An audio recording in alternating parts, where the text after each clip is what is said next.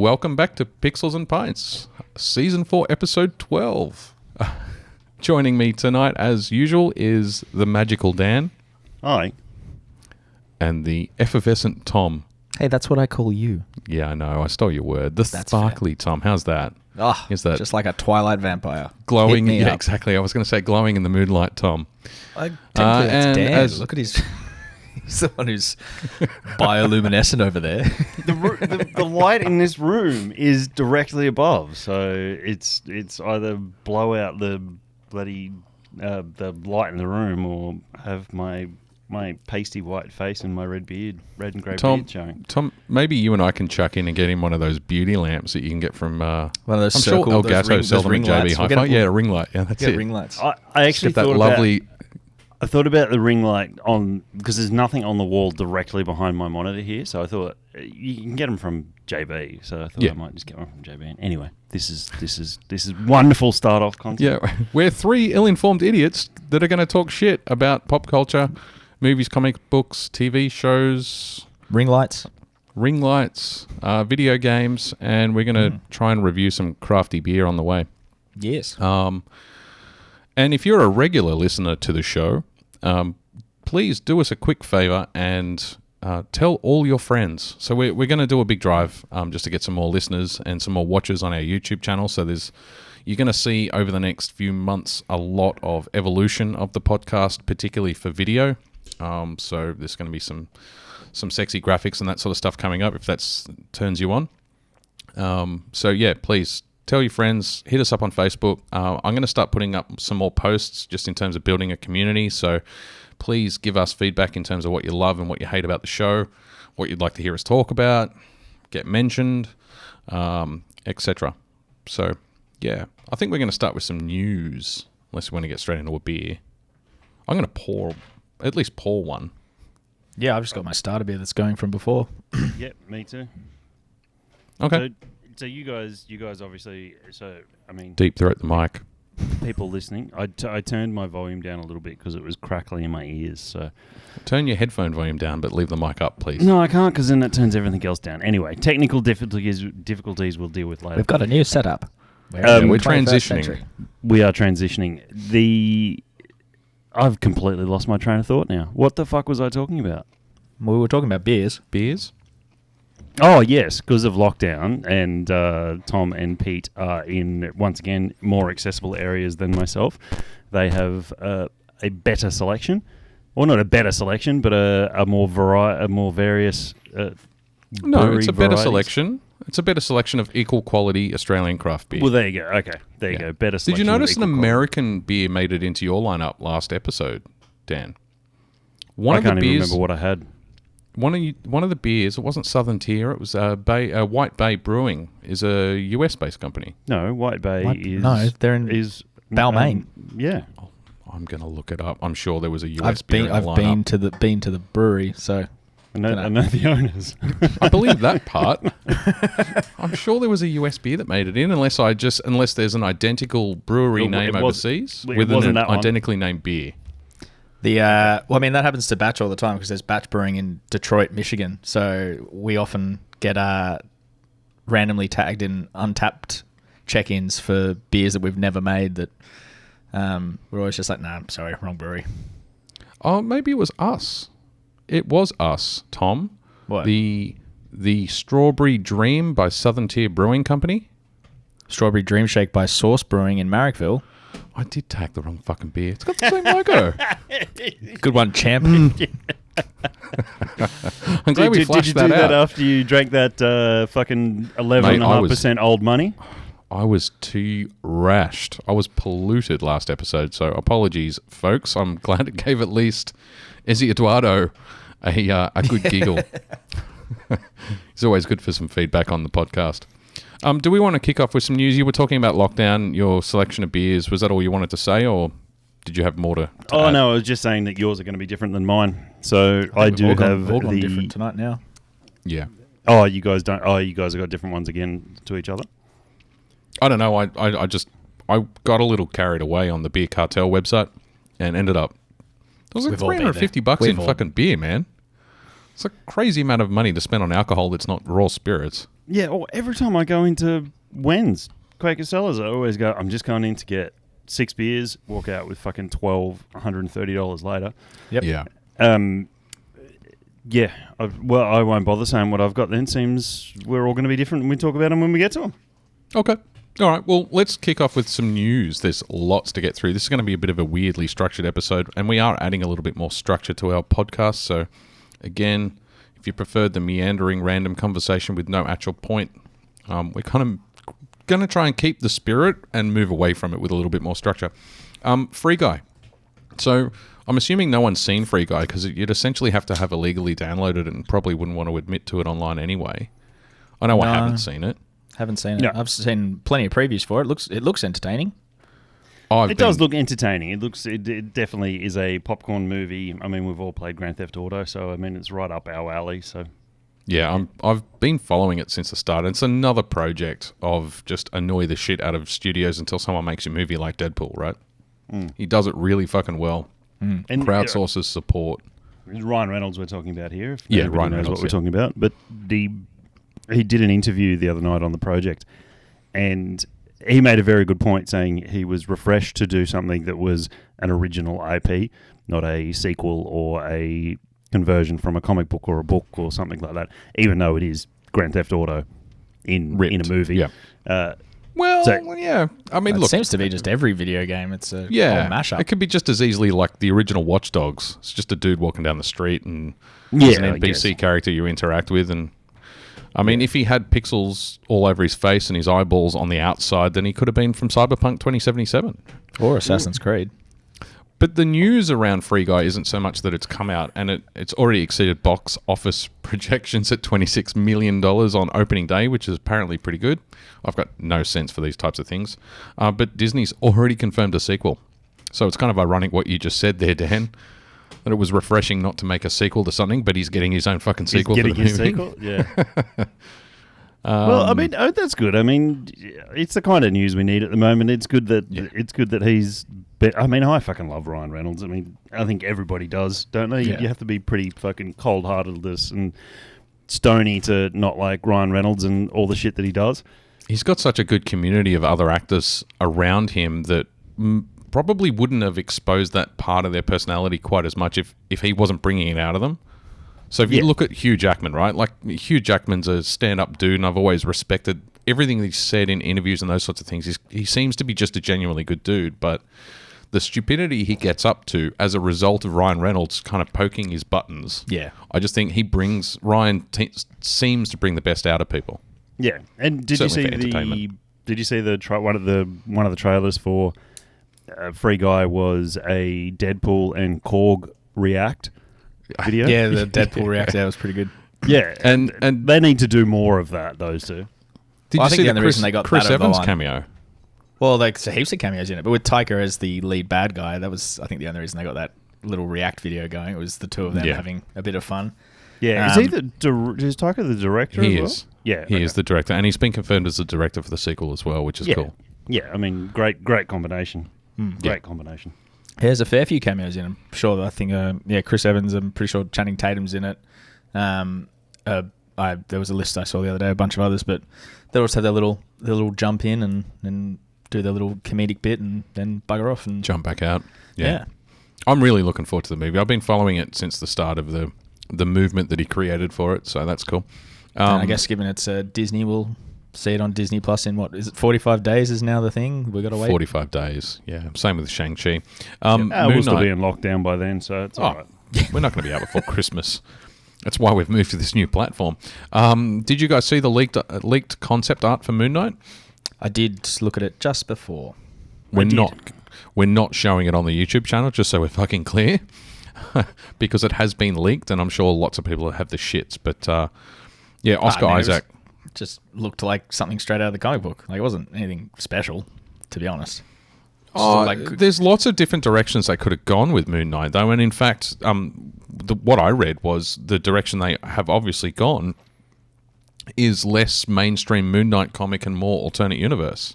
Yeah, right. So, yeah, he seems to be wearing like Egyptian style bandages, and he's got like angel wings. So, looks cool. Well, Moon Knight I is like the look of it. I don't know much about him. Moon Knight's the character Moon Knight. He gets his powers from an Egyptian god, Khonsu, or whatever, however you say it. So Yeah, it makes sense. all tracks.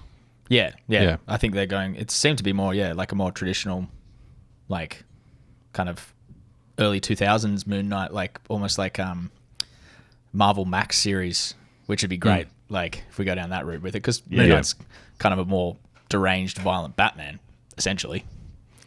And what I liked about the costume was we're finally getting a character that has a non-Iron Man robotic character that has white eyes in their costume. Yeah. They seem to be in constant denial when they do a Batman movie.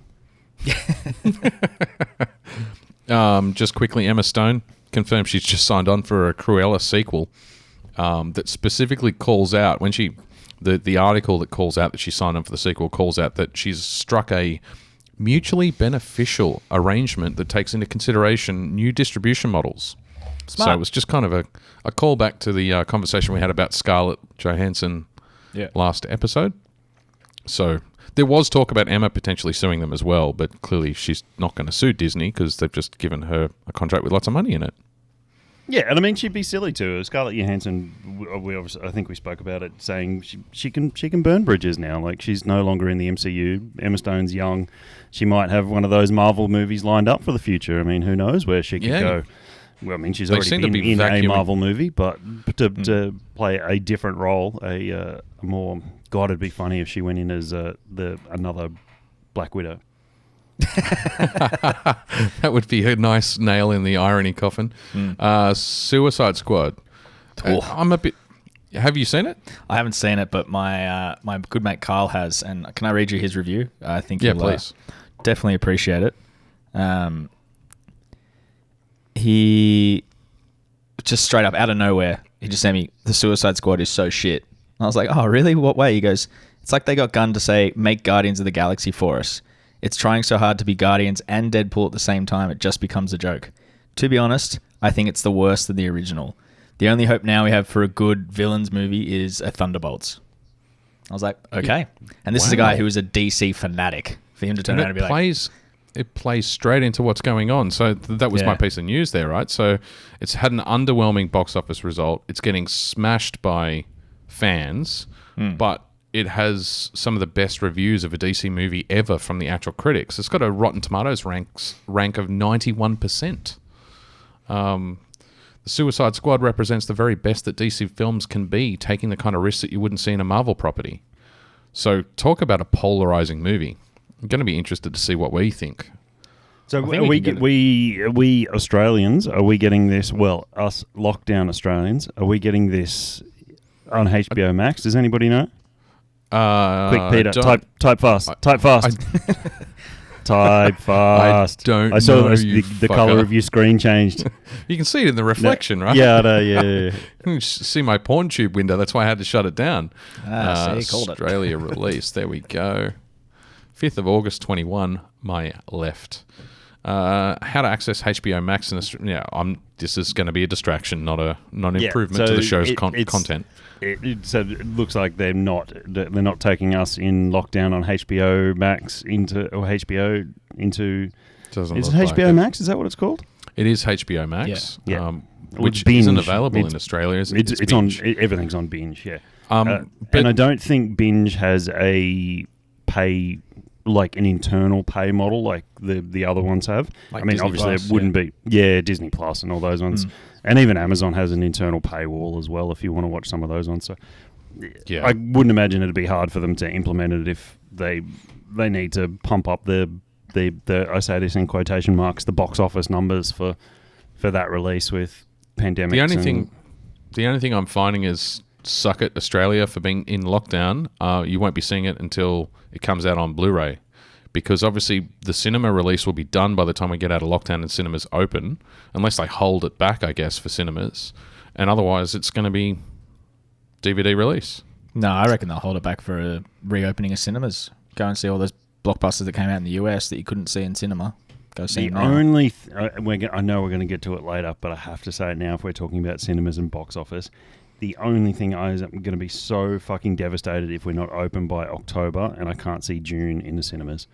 That's going to fucking break my heart if we get there. And with the way Sydney's going at the moment, it definitely... we're not out before Christmas. No, it definitely looks like that's going to be the case. Well, I saw something, the director made a comment about that. He's like, this movie is not designed for your shitty home cinema. This is designed for a proper cinematic experience. And it's like, I don't even have a sound system at home, man. I listen to the shit coming out of my TV, so... I think if that's the case, I'm going to have to spend money and get and finally buy a soundbar so I can I like my soundbar. It's pretty good. Or I can just go for my 5 kilometre walk and you can come over and watch it at my place while I'm not home. Yeah. The 30 kilometres as it is from my place to your place. I'm not using my registered singles bubble on you, Dan, as much as I love you. Oh, boo. Come on. Valhalla's come out with a second DLC, Siege of Paris, which actually looks really fucking cool. It's like 10 hours of content. And they've brought back some black box missions, which I've enjoyed from previous games. You said that. You said black box mission. Blah, blah, blah. You said black box missions in our chat, like you expected us to know what the hell black box missions were. So I don't remember saying that in the chat. You did. Can you please explain black box missions? Sure. So they give you like an area of the game map and say you have to go and kill this target or collect this MacGuffin. But how you get there is up to you. And so it's a fixed mission. It's not like an open world, just walk around and nail some dude. It's a fixed mission that you can fail with like 500 guys patrolling around in this area on patrol paths, and you can either go in guns blazing or stabby knives blazing, or you can go the stealthy route and kill a bunch of dudes slowly, hide their bodies, never raise the alarm. Usually in those kinds of black box missions, you got me doing it. Yeah, it's fucking hard, isn't it? Yeah.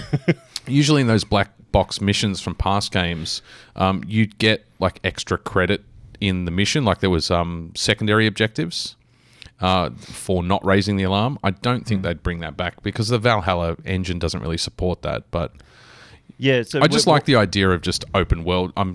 Pick your path. You can do whatever you want to get there as long as you get there.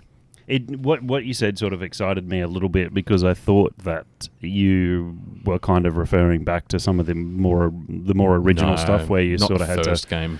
Yeah, where you sort of had to overhear to find conversations. Overhear and establish who the target is before you nail them. Yeah, I don't think we're ever getting back there, Dan, because they've watered the game. Ubisoft have watered AC down to an audience with an IQ of a fucking potato. Like it's clearly they've just it's no longer a thinking man's game. It's a fucking cat playing in your living room game. Wow. Yeah. I'm sad. Sorry. I'm enjoying. It's true. It's true, Tom. This thing on? Disagree if you want to. I'm not. I've played 2 properly. That's it. When was the last time you played a current release game on PS5 that was designed to just frustrate the fuck out of you unless you executed it perfectly? And I don't mean get a platinum. I mean just play the game, and the game is just extremely fucking difficult out of the box. Because that was our experience growing up in the 80s. There were plenty of games. You mean like what game was just hard? Like yeah. Well, that's why I don't play any of the Souls series, like Bloodborne or Demon Souls or Dark Souls, because my controller will end up going out the window or through my TV. I'm just saying that, like, if you go back to the 80s and 90s, well, the 90s when we were growing up playing video games, and we did a whole thing on retro games last episode, but games were harder. They didn't explain shit. It wasn't spoon-fed. Sure, there were games that were like that, but by and large, the games we played, we had to figure out as you go through experimentation. And these days, I just think it's lost a lot of that edge. Well, I think that's probably a big part into that most of the game mechanics haven't been reinvented anyway. We're still using the game mechanics we were using in the 90s. Like, it's hard to... Like, unless you're going for a pure puzzle game, like some of them, there's some little indie titles that are actually pretty cool out there that you need to really think about to do. But in terms of AAA games, they're all kind of going from a kind of I don't think it's a mechanics thing, though, Tom. It's not a mechanics thing. It's the way the designers have implemented those mechanics to deliver the game. It's definitely a AAA pitfall, though. I mean, they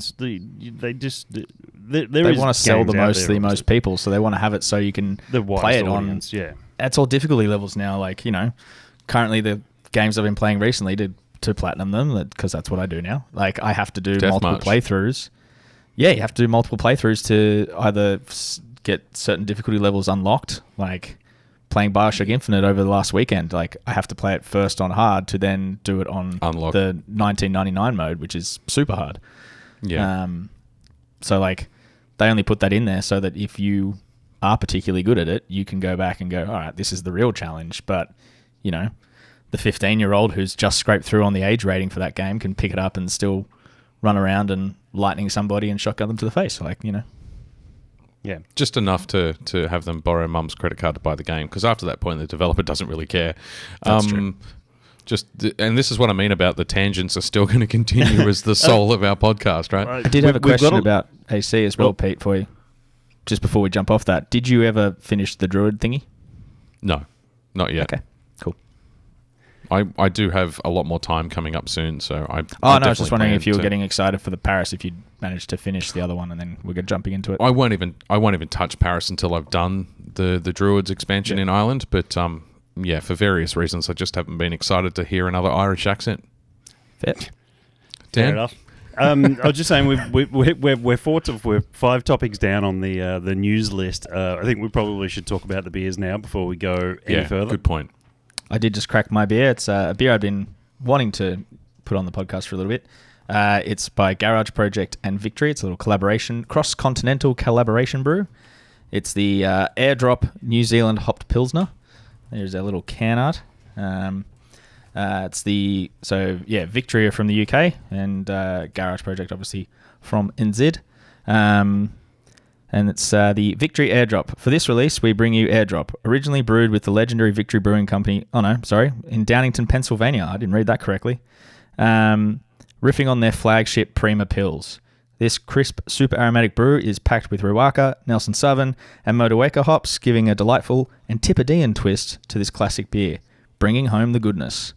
And it is some of the coolest can art I've seen in a little while, with this kind of hoppy B-52 bomber on the front, like going nuts. Yeah, I've seen that one before. Looks good. And it is. And how's it taste? It's definitely, it's a new world twist on a classic Pils. It's great. It's like that real New Zealandy kind of like hop characteristic that's kind of really floral and like in your face. And I'm quite enjoying it. Yeah, cool. I've only half poured the can. I'm gonna very much enjoy the rest of it.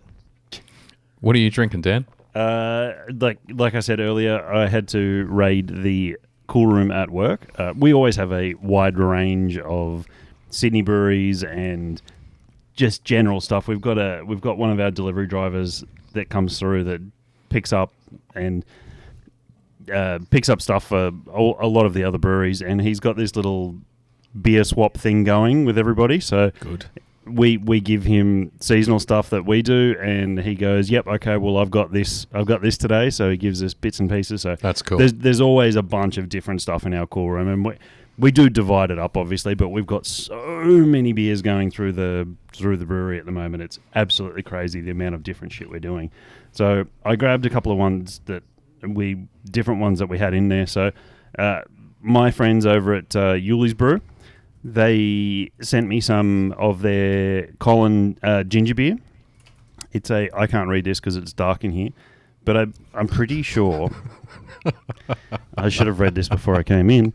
It's just really hard to believe that it's dark in there when your face looks like you could see it from fucking space, bro. This is why I turned the overhead light off, because it's so bright in here. But it's fucking dark in here, man. It's a ginger beer, but it's a beer with ginger, but it's done really well. It's done amazingly well. You get some of those beers that have ginger in them, like a pale ale or a lager, and it's too beery, and the ginger sort of muddies the water a little bit, for lack of a better term. So what's the base beer style then?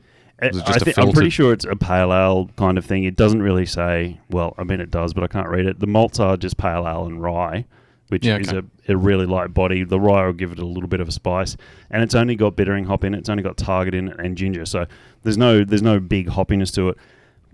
The ginger character in it is fantastic. It's it is definitely a beer with ginger, but the beer part doesn't overpower the ginger part, and the ginger part doesn't overpower the beer part. So it's balanced. It's really well... Oh, wait a minute. It does say then there. Ginger pale ale. There you go. Yeah, cool. It's really well balanced. The ginger's really good on the nose, but it's a really mellow ginger. It doesn't have that spicy hit to it that you get from the like Stone's ginger beer and Bundaberg ginger beer. Yeah. And it definitely doesn't have that sweet aroma to it too, like one of those ginger beers. But the ginger is the primary aroma character, I guess, because there's no dry hop in it. Probably not even any late hop in the kettle. So that side of it's really good. And then the body of it's perfect. It's pretty dry, but it's not thin. So the rye would be helping with that as well, not thinning it out. And then the ginger just rolls through. So the whole flavor profile of it is really excellent. And yeah, I mean, it reminds me of some of the very good batches of the original, or this is maybe me looking at it with rose-colored glasses, the Blue Tongue ginger beer. Original Blue Tongue ginger beer from... I do remember that. From the Hunter Valley, from Blue Tongue.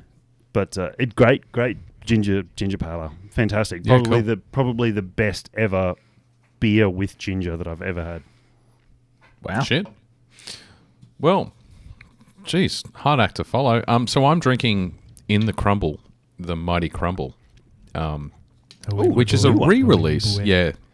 It's a blackberry crumble dessert sour. Oh, so that one's got blackberry. It is the next fucking fantastic. I almost cracked that. I've got it in the fridge, but I was like, nah, I'll just save it now. You asked. You didn't tell me that. You were the one that suggested it 5 minutes before. I said I had it, but then you were saying, oh, I don't think Dan has any of the same beers. I was like, well, dealer's choice it is. I went crazy. Loaded with juicy blackberries, toasty cinnamon, a little bit of apple and smooth vanilla, all with a gentle tartness to boot. It's crumble in a can. That description is perfect. It is precisely what I'm getting. They nail the crumble. Every time they've done a crumble, we smash it. I love it. Yeah. So you get a shitload of cinnamon on the nose. You get vanilla notes through the sourness. It's a lightly kettle soured beer, so it's not overpowering. It's not mouth puckering. You get a little bit of the apple too. So it is exactly what it says on the can. Yeah, they've done. I'm a little pissed off I didn't buy 3 of them now. I think it is the 3rd generation of it. Yeah. Cool. There's like 3 10-second news items left before we move on to some more stuff. Shang-Chi won't release simultaneously in Disney Plus Premiere, so we're just going to have to wait out the 45 days until it comes to Disney for free, which probably is good for the bank balance with the amount of fucking special releases they're doing. Did they say why? Did I just drop in volume? Sorry, my bad. That's okay. Did they say why they weren't releasing it in Disney Plus? No, they did not. No, there was something about this because the main star of Shang-Chi fired back at Disney's CEO. He put up a thing saying that this is not an experiment. So this Disney CEO alluded in a comment to the press that there was going to be essentially an experiment to see how a purely box office release would go for a major MCU film after, I'm assuming, in relation to Black Widow. And the guy turned around and was like, no, fuck you. This is not just an experiment. This is going to be a smash hit. There's obviously... It's only a smash hit if people are able to go and fucking see it. Well, I mean, he's probably talking about like I think he took it as they're saying the movie itself is a bit of a experiment, but... I think he just took offense to the idea that they're market testing different theories about distribution models during a COVID era, and he's like, fuck you, man, I just put my heart and soul into making this movie, and you're basically boiling me down to an experiment. I think it looks great. Yeah, fantastic. And I mean, they're shooting themselves in the foot with not releasing it on Disney Plus. And then it's a bit of a fuck you to everybody else that can't go and see it in cinemas if they release it 45 days after, but you still got to pay $30 for it. I don't think they're going to do a premiere after 45 days. It'll go to free to air on Disney Plus. I would think. You would think. I would hope. You wouldn't Otherwise, put it they're past the just fucking milking the cow, something chronic, and I'll say fuck you and wait. The other problem is when you've got a world where half of the people can go to a cinema, get COVID, die, but at least have seen the movie when on release day, and the rest of us are stuck in lockdown. It's going to be basically impossible to avoid spoilers for any movie that has a twist for or 45 days. I'm not going to be able to avoid a spoiler. you can't. I mean, you can stay off social media for a week maybe, but like it's just too ingrained in the fabric of our society now to just bar Twitter, Instagram, Facebook. And particularly when you're in lockdown where you need to be connecting socially with people more than ever, just for mental health reasons. So particularly when you do a pop culture podcast every 2 weeks. And you go and research things, and then these articles pop up being like, exactly. Shang-Chi, this happens. True. This is the villain at the end of Shang-Chi. Fuck you. They did show a little bit of the updated Abomination character model as well. He has gone more old school. He's got more gills. He's more green. Still Tim Roth playing him, but nice. Yeah, that's going to be a cool scene. I'm looking forward to that fight between Abomination and Wong. Yeah. That's going to be fun. Dune, I know we're going to talk about in the second half of the podcast, but I just wanted to quickly mention that they've released a making of book, which is quite common for a big movie like this. The book's 68 Australian dollars, so it's 50 US. But they made a limited edition version of the book that is selling for $595 US dollars, which is 820 Australian. It's limited to 700 copies worldwide, and it's fucking hand signed by the director, a lot of the actors, the screenplay writer. And it was so inspiring, apparently, that Hans Zimmer, who is a pretty famous movie Hans score... What did I say? You said Hans Zimmer. Hans Zimmer. It was just a slur. Hans Zimmer, who's done a lot of soundtracks for a lot of really good movies. I remember him specifically from Black Hawk Down, so he did all the thematic orchestral backing to Black Hawk Down. He was so inspired by the book after doing the score for the movie that he wrote another score just for the book. So if you buy the cheap or the ridiculously overpriced limited edition of the book, they give you a code to download the Hans Zimmer soundtrack for the book. Which I think is fucking cool. Or is it Hans Zimmer? Could be Hans Zimmer. Hans Zimmer. I never said a D. There's no D there. Fuck you, Dan. I'm not German.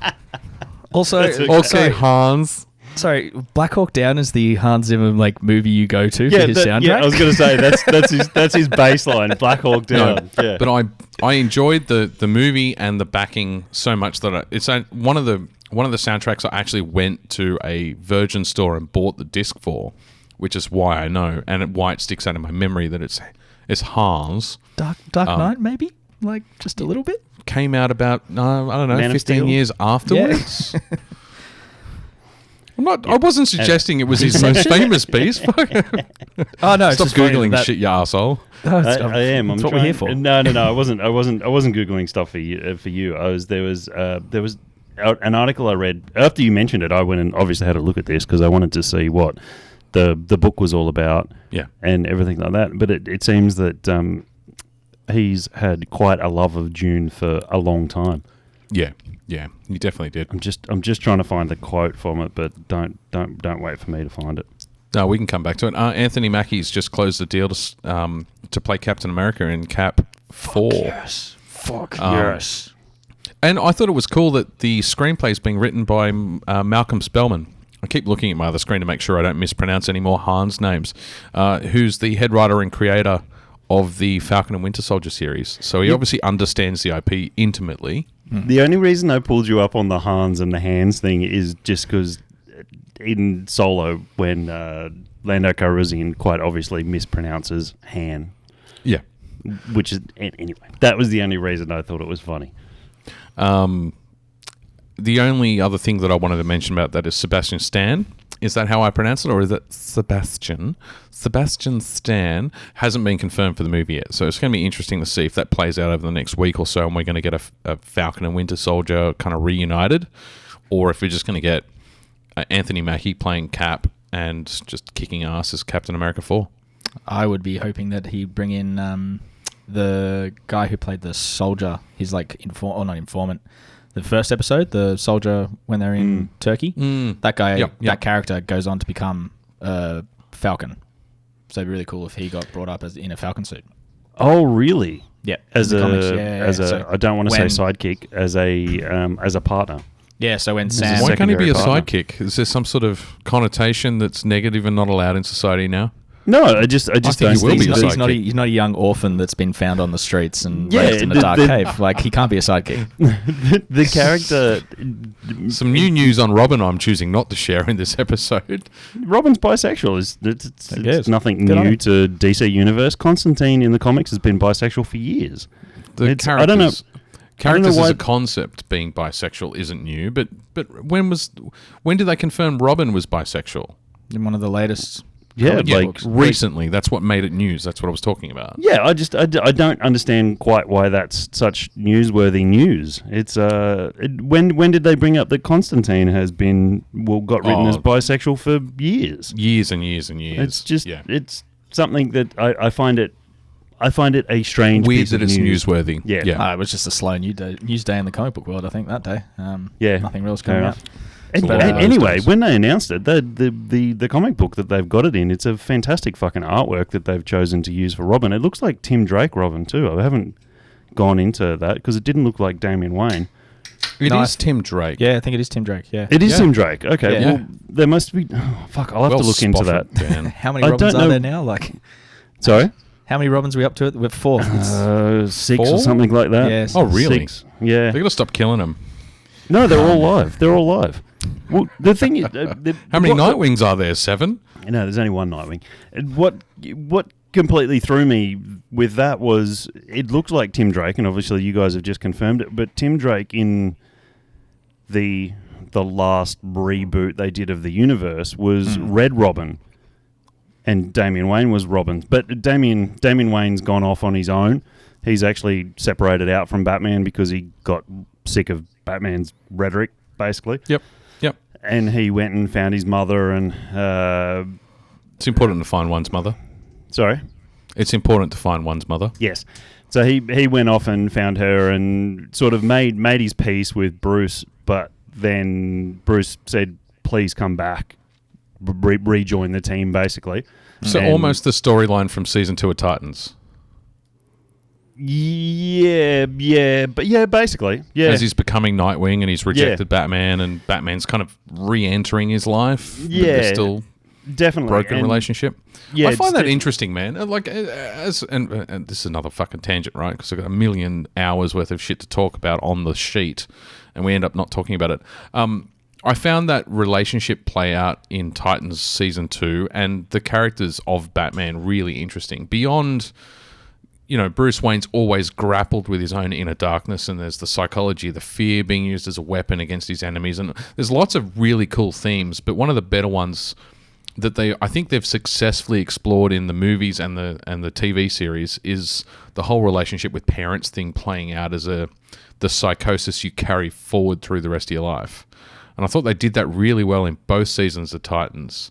In season 2, it's more portrayed by him, by Nightwing, and in the first season, it was more portrayed by what's her name? The major female character. The whole thing's centered around. Raven. What's her name? Raven. Thank you. Yeah, I just think Darkness that's interesting. Lady. Darkness Lady. Demon Girl. Dan, you've got some news to talk about. We segued to comics and then segued away. Yes. Anyway, I will look into why Tim Drake is now Robin again, but that's my assumption is that Damian Wayne's now doing his own thing not as Robin, but still within the comic book world. So, but I liked Tim Drake. I think he was probably the best Robin. Just the way they wrote him, super intelligent, fantastic detective. They created such a marvelous character in him, and he deserved to be more than the sidekick, which is where I got to. And this was where I deviated out. This is the thing with DC. They create such well-formed characters that there's almost... They struggle to make room for them to become characters in their own rights after fleshing them out as well as they do. And that's the problem. They've now brought him back as Robin, and now does he fall back in under the shadow of the does he fall back Bruce. into the Batman storylines and just as a secondary character, which is completely waste. But at the same time, when you think about it, DC have created this universe where you could now permanently kill Bruce Wayne as a character in all the comic books permanently, and there is still such a cast of strong, well fleshed out characters with interesting, personalities to stand in that void without replacing him as Batman. And that's the very interesting point, because last time they did kill him off when Darkseid killed him and he went back in time. They did a battle for the cowl, and ultimately at the end, Dick Grayson gets to wear the Batman mantle. There was a couple of other... Gordon goes into a mech Batman suit, and he plays Batman in that aspect, but Dick Grayson plays him in the proper suit. And even during that, you see some thought bubbles from Dick Grayson saying that Tim Drake, he should be the one that takes it. He's the smarter, he's the better detective, he's the one that should be taking this mantle. But because Dick Grayson was older, basically the seniority, and Tim Drake didn't really want it, that fell in there, and that's where that sort of dynamic worked there with those two. But anyway, I digress. Star Wars comic story arc you wanted to talk about, Dan? Yeah, the most recent new Star Wars comic arc. So the Star Wars comics in the Marvel run now are running between Empire Strikes Back and Return of the Jedi. And what we have now is called a story arc spreading across many different books called War of the Bounty Hunters. And it started off in Star Wars Bounty Hunters comic book that follows a specific character. And what this sort of spun out from that Bounty Hunters is talking about Boba Fett and his transport of Solo in Carbonite to Jabba the Hutt. And things go awry, and Solo doesn't make it to Jabba. And then we get this whole story about where Solo is in the Carbonite between Empire Strikes Back and Return of the Jedi, when obviously ultimately he is at Jabba's palace. And the way they've interwoven, they've taken so much from recent Star Wars canon, and they've now started to expand it out. So all these comic books now are canon, and it takes a shit ton of stuff from Solo. So it takes a lot of stuff from Crimson Dawn in Solo. It takes all of the criminal, the syndicates, so the Pikes, Crimson Dawn, Kanja Club, the Hutts, and puts them all together in this story arc that goes across War of the Bounty Hunters, Star Wars Bounty Hunters, Darth Vader, the in-canon ongoing Star Wars book, and then you've got a Jabba the Hutt series coming up. You've got a couple of other bounty hunters that are out in the world getting their own sort of limited run 4 books that fall into this War of the Bounty Hunters. And it's just, they've written it really well. It's super interesting. It's introducing us to characters that we know, and also characters that we know that existed in the background. It's bringing in more of the Hutts than we've ever seen before. We've seen a lot of Hutts in the Clone Wars series. Yeah, but it's bringing in different Hutts. There's one that makes me continuously laugh. It's this fucking cut Hutt. He's got a 6-pack, and he's got huge biceps, and he's like lean, and like you've got Jabba next to him that's got the green slime coming out of his mouth, and he's just this overweight slob. But it'd be interesting to see if they do any... sorry to cut you off there. It'd be interesting to see if they do any foreshadowing in that comic arc for where we start with Mando. Because obviously it exists in the same universe, and there's a lot of time that's passed in between, but we're about to go into the Book of Fett as a spin-off from Mando. Mando's obviously interacted with quite a lot of these organizations so far, and his own backstory kind of weaves into the bounty hunters as the protagonist or antagonist. It'd be cool. I think we definitely will, and I think the huge, like, Boba Fett is the main... We've never really had in the new canon a good Fett story until we got him in season 2 of Mandalorian, and I think this is exactly what this is. I think they're really going to lean on some of this new lore in the book of Boba Fett that we're getting in December. and I don't want to go too much further into it because there is some spoilers that can be done. I think we're within the story arc. We're about 12 issues in across the different books. I haven't I've read the Bounty Hunters series that precedes it, all about Valance and stuff. Yeah, but I haven't got into War of the Bounty Hunters yet. So I think this is actually a much better storyline than that was previously. Yeah. It does tie in because Bounty Hunters and Valance is actually in it. But I think this is a much better, more interesting storyline, and it definitely expands on everything that we have already. It gives you a new thought of like, Fett didn't just leave Cloud City and go straight to Tatooine and drop Solo off. Like there's this whole new story in arc between. that happens in between. Yeah. And, Sorry, you couldn't say Valance without me looking up Holy Valance. It's dangerous to have the internet next to me. Carry on. And this dude's a cyborg. Nothing like Holy Valance. It's really good. I don't want to go any further because there was a major spoiler. There could be a major spoiler for people who are interested. It was about book 6 of the run, and I don't want to go into it, but it's just starting to heat up, and Vader's just walked in on all of them, so it's shit's about to hit the fan in the next one, I think. So it's going to be interesting how this backstory is going to fill out more of that story between Fett and the Empire and the Hutts, and what we're going to see in the Book of Boba Fett. That'll be cool because that's one of those scenes in Mando season 2 when the rocket droids, what were they, the dark troopers, dark troopers steal Grogu and they're flying up, and then you get that shot of Boba in the Slave One flying up, going, holy shit, they're back. Like, the Empire's back. And yeah. He's legitimately sounds scared. Yeah. He does, yeah. It's an emotive moment, isn't it? Yeah, that really threw me when I first saw that. And I actually turned to Louise and said, I don't get why there's so much emotion in that comment. I mean, he worked for them. Like, where is this coming from? And this is obviously something Filoni had in his fucking head, and he's now using every medium that he has to flesh out all of this. And once again, I think we're going to really get this fleshed out in the Book of Boba Fett.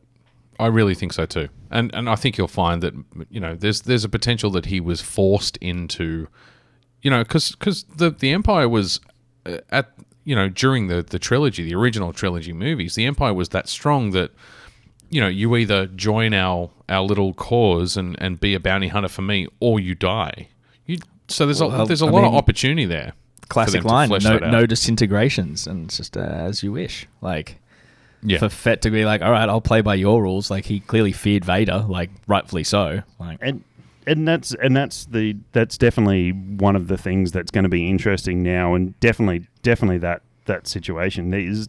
He's such a crazy badass, and everybody fears Fett, and then all of a sudden you get Vader in front of him and he goes no disintegrations and fucking waggles his finger right in his visor. Yeah. Did you ever read there was a little it was like a one-shot little comic arc, but it was Fett versus Vader? No, I don't think I did. I'm pretty sure it's on the Marvel Comics app. I'm pretty sure that's where I read it. But it's like, I think it's set before Empire, and they both just happen to be crash land on this certain planet, and they end up obviously bumping heads. And this is before Fett's really like worked for him, I think, from memory. I read it a few years ago, but it's a great little action-packed showdown of Vader versus Fett in like a one-on-one, like it may have been like a fiery planet. So like, I don't know if Fett was like, if he knew about Mustafar and he was kind of thinking like, here we go, he'll use that to his advantage, but I'll find it for you, and if it's on the Marvel app, I'll let you know. But flick me. It was only like four or six little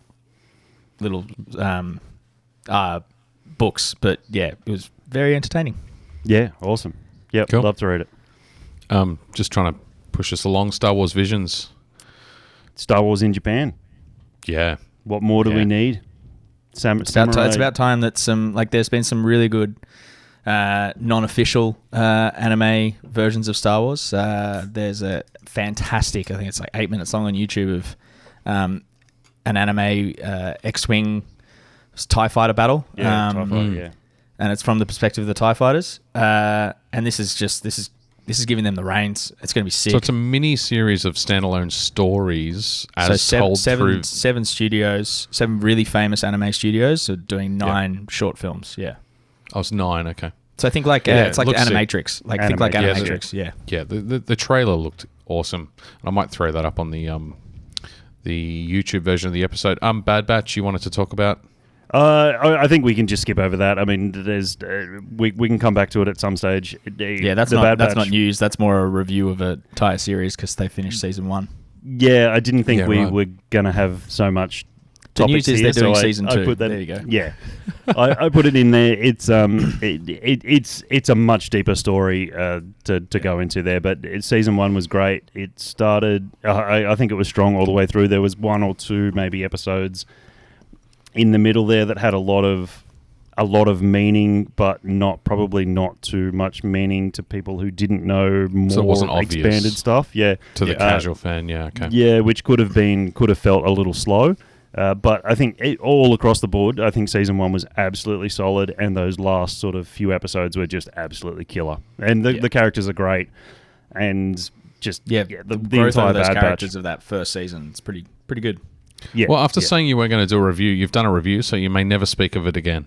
Fuck Well, you. We will talk about it again. 30-second very, review very, of- very deep depth. Spawn. Tom, I'm just prompting you fuckers now. Yeah, no, 'Cause we this thought we were going to spend 20 minutes of the first hour talking about Lord of Depends the on Rings. that's We're the at thing. 51 minutes. I think news weeks are always going to be like, some weeks we're going to have, scraping True. a barrel, So and true. other weeks we're going to have an absolute deluge. Love the And word this deluge. week's that is a good word. it's a veritable deluge. Oh, deluge. Yeah, Spawn movie. Bought that guy a mic. Todd McFarlane's been trying to make another Spawn movie for a while, and it's been kind of going through development hell. But popped up on Instagram, IGN, put it up the other day. I'm really surprised about this news, hey? Yeah, they finally got a writer. He hasn't done much in a while. I quickly looked up his IMDb. Brian Tucker is the name of the writer. He wrote a 2013 film called Broken City, which was about politicians in New York and a private detective. Wahlberg was the detective, Russell Crowe was the politician, and Catherine Zeta-Jones was the wife who had something else going on. And It's not a little movie then. To pull those 3 AAA actors, it's not a little movie. You've written this here, right? I've got the little note. run sheet next to me, and you wrote Broken City starring Wahlberg, but I didn't realize that there was no comma between Broken City. I thought like Wahlberg, Crowe, and Zeta-Jones were going to be in Spawn. We're in the Spawn. And I'm like, I don't know if those people are going to really work in a Spawn movie. Marky Mark's playing Spawn. Yeah, I'm he like, won't need a suit for it. He'll just be that beefed doesn't up. fly for me, man. Just drag Bruce Willis in. It's Yeah, all good. Russell Crowe is going to play the clown. Clown. Yeah. Yeah. What was his name? Insidious or something? No, it wasn't Insidious. It was one of those. Vindicator. No, That was the Violator. Violator? Yeah, it was something V-ish. It was Violator. I think it was Penetrator. Violator. I think there Yeah, was a because he porn goes movie in through the a 80s. whole as he's growing from his clown form to his Violator. I'm pretty sure it's Violator. Yeah, he runs down the list of all the other Yeah. evil Spawn. Yeah. And you want to talk about Ghost of Tsushima for the 20th time. The DLC's out Friday. I'm sorry, the 20th I just stole your thunder. It is a fucking great game. Have you played it, Peter? He says that, Tom. Ghost of Tsushima got 6 words there, and Assassin's Creed Valhalla Siege of Paris got 3 fucking lines. I'm sick of being the dumb one in the group, so I need to actually write down some real research for a change. But you're right. And then we put aside an hour and a half say what for happened Tom with to Ghost. talk about Lord of the Rings. Wait a minute. Shut up. We're not up to Lord of the Rings yet. No one finished on cares Ghost of about you. Tsushima. Shut up about AC Valhalla. Yes, the Ghosts, the new DLC is released today. Is the 19th of August. It is released on the 20th. It also comes with, you can buy the PS5 upgrade, which I will definitely be doing. Both of those when I'll I definitely do that. reclaim my copy of Ghosts from my mate who borrowed it. And I think the PS4 gets a graphical upgrade as well. Oh, cool. I'm pretty sure it does. I'm pretty Cool. sure. Don't fucking quote me on that. Anybody? I've got the but PS4 disc version of the game, so I'll have to figure out which of the 11 different iterations I need you can to buy buy. Yes, the you do. PS5 upgrade version. and then Yeah. the DLC on top of that, and it'll cost Yeah. you like $40. $30 or something, yeah. Yeah, Yeah, it'd be cool. about 40. I'm down with that. You know, I'm not sure whether I mentioned this, but I would have really have liked to have seen that Kurosawa mode play as a very much like Sin City, whereas the bright red visceral blood in the black and white. Yeah, so the blood, not just the blood, but there's so much that happens in the world of Ghost that is color driven, even down to there's side missions where you need to follow colored flowers, and I'm not entirely sure how you're going to fucking do that in black and white.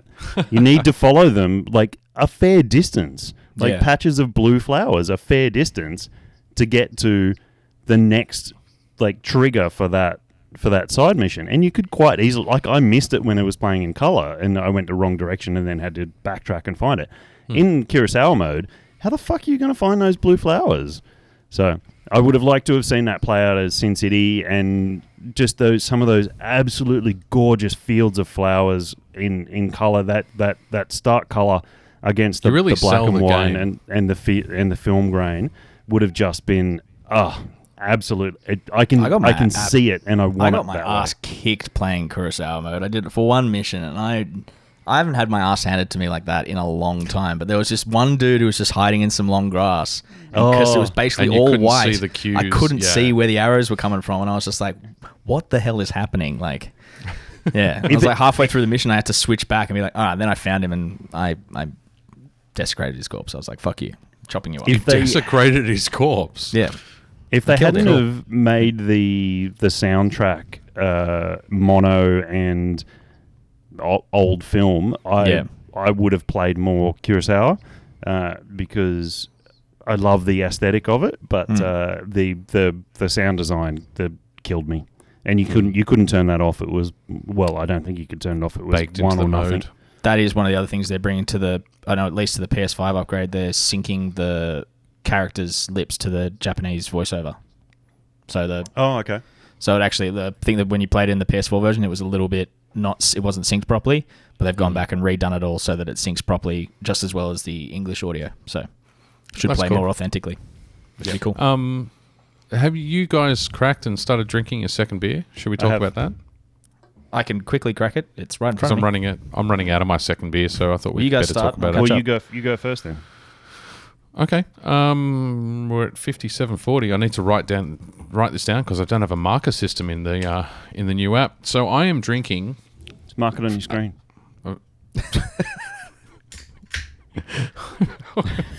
You didn't know where to go with that one. Yeah. Where's the little red button? Where's the little flag button I used to get to press? It reminds me of the joke. How do you know that? No, I can't say it because it's about a minority group with a specific coloured hair putting white paper on their TV on their computer screen. I'm drinking Frenchies, which you guys can't see, but the video feed will. Sequoia, the Cool Kids. So is that the Frenchie and the Hopsters collabs? It is a Frenchies and Hopsters collab. Sorry, I couldn't see it because I was actually looking at it in my own screen back at me. It's a Cascadian IPA, and it's not at all what I thought it was. So it is quite strong, 6.5%. Collaboration between Hopsters Co-op Brewery and Frenchie's Bistro and Brewery. The Cool Kids is a series of single-hopped IPAs focusing on all the coolest and newest hop varieties available. Sequoia is a brand new hop blend focused on pine and resin character along with the tropical and citrus aromas. The perfect pick for a dark Cascadian IPA. I've never tried a Cascadian IPA. I did not know that it would be... It looks like a stout in this light, but it's not. It's actually an extremely dark red-brown. And it is delicious. It's quite bitter. I'm not a big bitter beer fan, but it's quite a bitter beer. But you do... What did I say wrong? You write your own tongue twisters. A little bit of roastiness in there, Peter. Give me some roasty notes. Yeah, you do get a little bit of it. It's not overpowering. The bitterness is overpowering. You get a lot of like orange rind as opposed to orange flavors. You certainly get the hoppy notes in it, and a little bit of roastiness. Excellent. Well, I am also on a dark beer. I have Slow Lane Brewing from they're in Botany. Botany? I want to say they're in Botany. Once again, I can't read the fucking address on here, so it's they're in Botany, everybody. The complaint's Okay, mail there you this go. address. So we don't need the address. They're in Botany. I have way too much glare on my screen. Let me close. That's not going to work. Let me close this one down and see if it's any better. Hey, there we go. Yeah, Slowly kind of. Before dawn? Yeah, before Dark dawn. lager. It's before dawn. It's a Munich Dunkel. It's a dark lager. It's a 4.6%, and it's a Kraken Dunkel. It's a nice light-bodied German dark beer. It's fantastic. It's nice and clean. It's got a slight roasty notes to it, but very, very slight. It's just a beautiful dark lager. Yeah, really super clean. Very. This well is made. actually very funny. So we're going to put it out there. We didn't plan what beers we were having because we didn't know what Dan was going to have. I also have true. a dark beer for my second one. I have a Schwartz beer, so a dark lager. I have the newest Mountain Culture release, the Nevermore. Nevermore. I've got that in my fridge. I was going to grab that for the second round.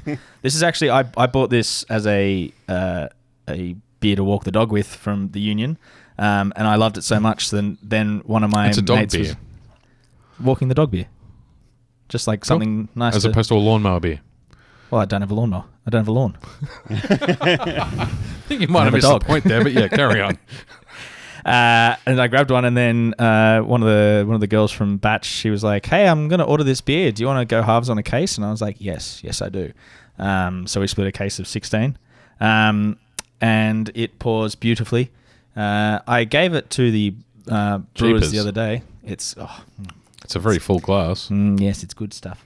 Very roasty. The brewers at Batch were, I think they're a little jealous actually, that I said I liked it more than the Schwartz beer they made. But they said it was more of a hoppy brown, and I was like, "Shut up, you love it." But it's got a really nice caramel like flavor to it, and it's very roasty. Yeah, cool. Very delicious. So it's 4.8%. But yes, cheers to you, everybody. Yes. Cheers. Radio silence. Ooh, Yeah. oh, that's good. Oh. Absolute mother's milk. Do we want to take a break, or do you want to carry on with Lord of the Rings while I No, we can go take a grab more beer? Or We can take a little break there. Take a little break because I need to wee. Thank you, Dan. Toilet break. There was a netted section that had all of the high bouncy balls in it, and I remember getting in trouble for bouncing the bouncy balls down through the down through the warehouse. But anyway, that was fun. And that was, I'm not sure if that was that time, but definitely got that Batman from there.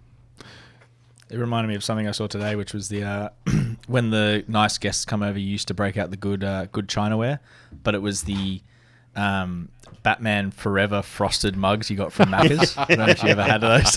Yeah. Oh, I was like, I remember having all I of just them. realised I left my my beer glass next to the sink because I washed it out. So I'll be back in 2 seconds. Sorry.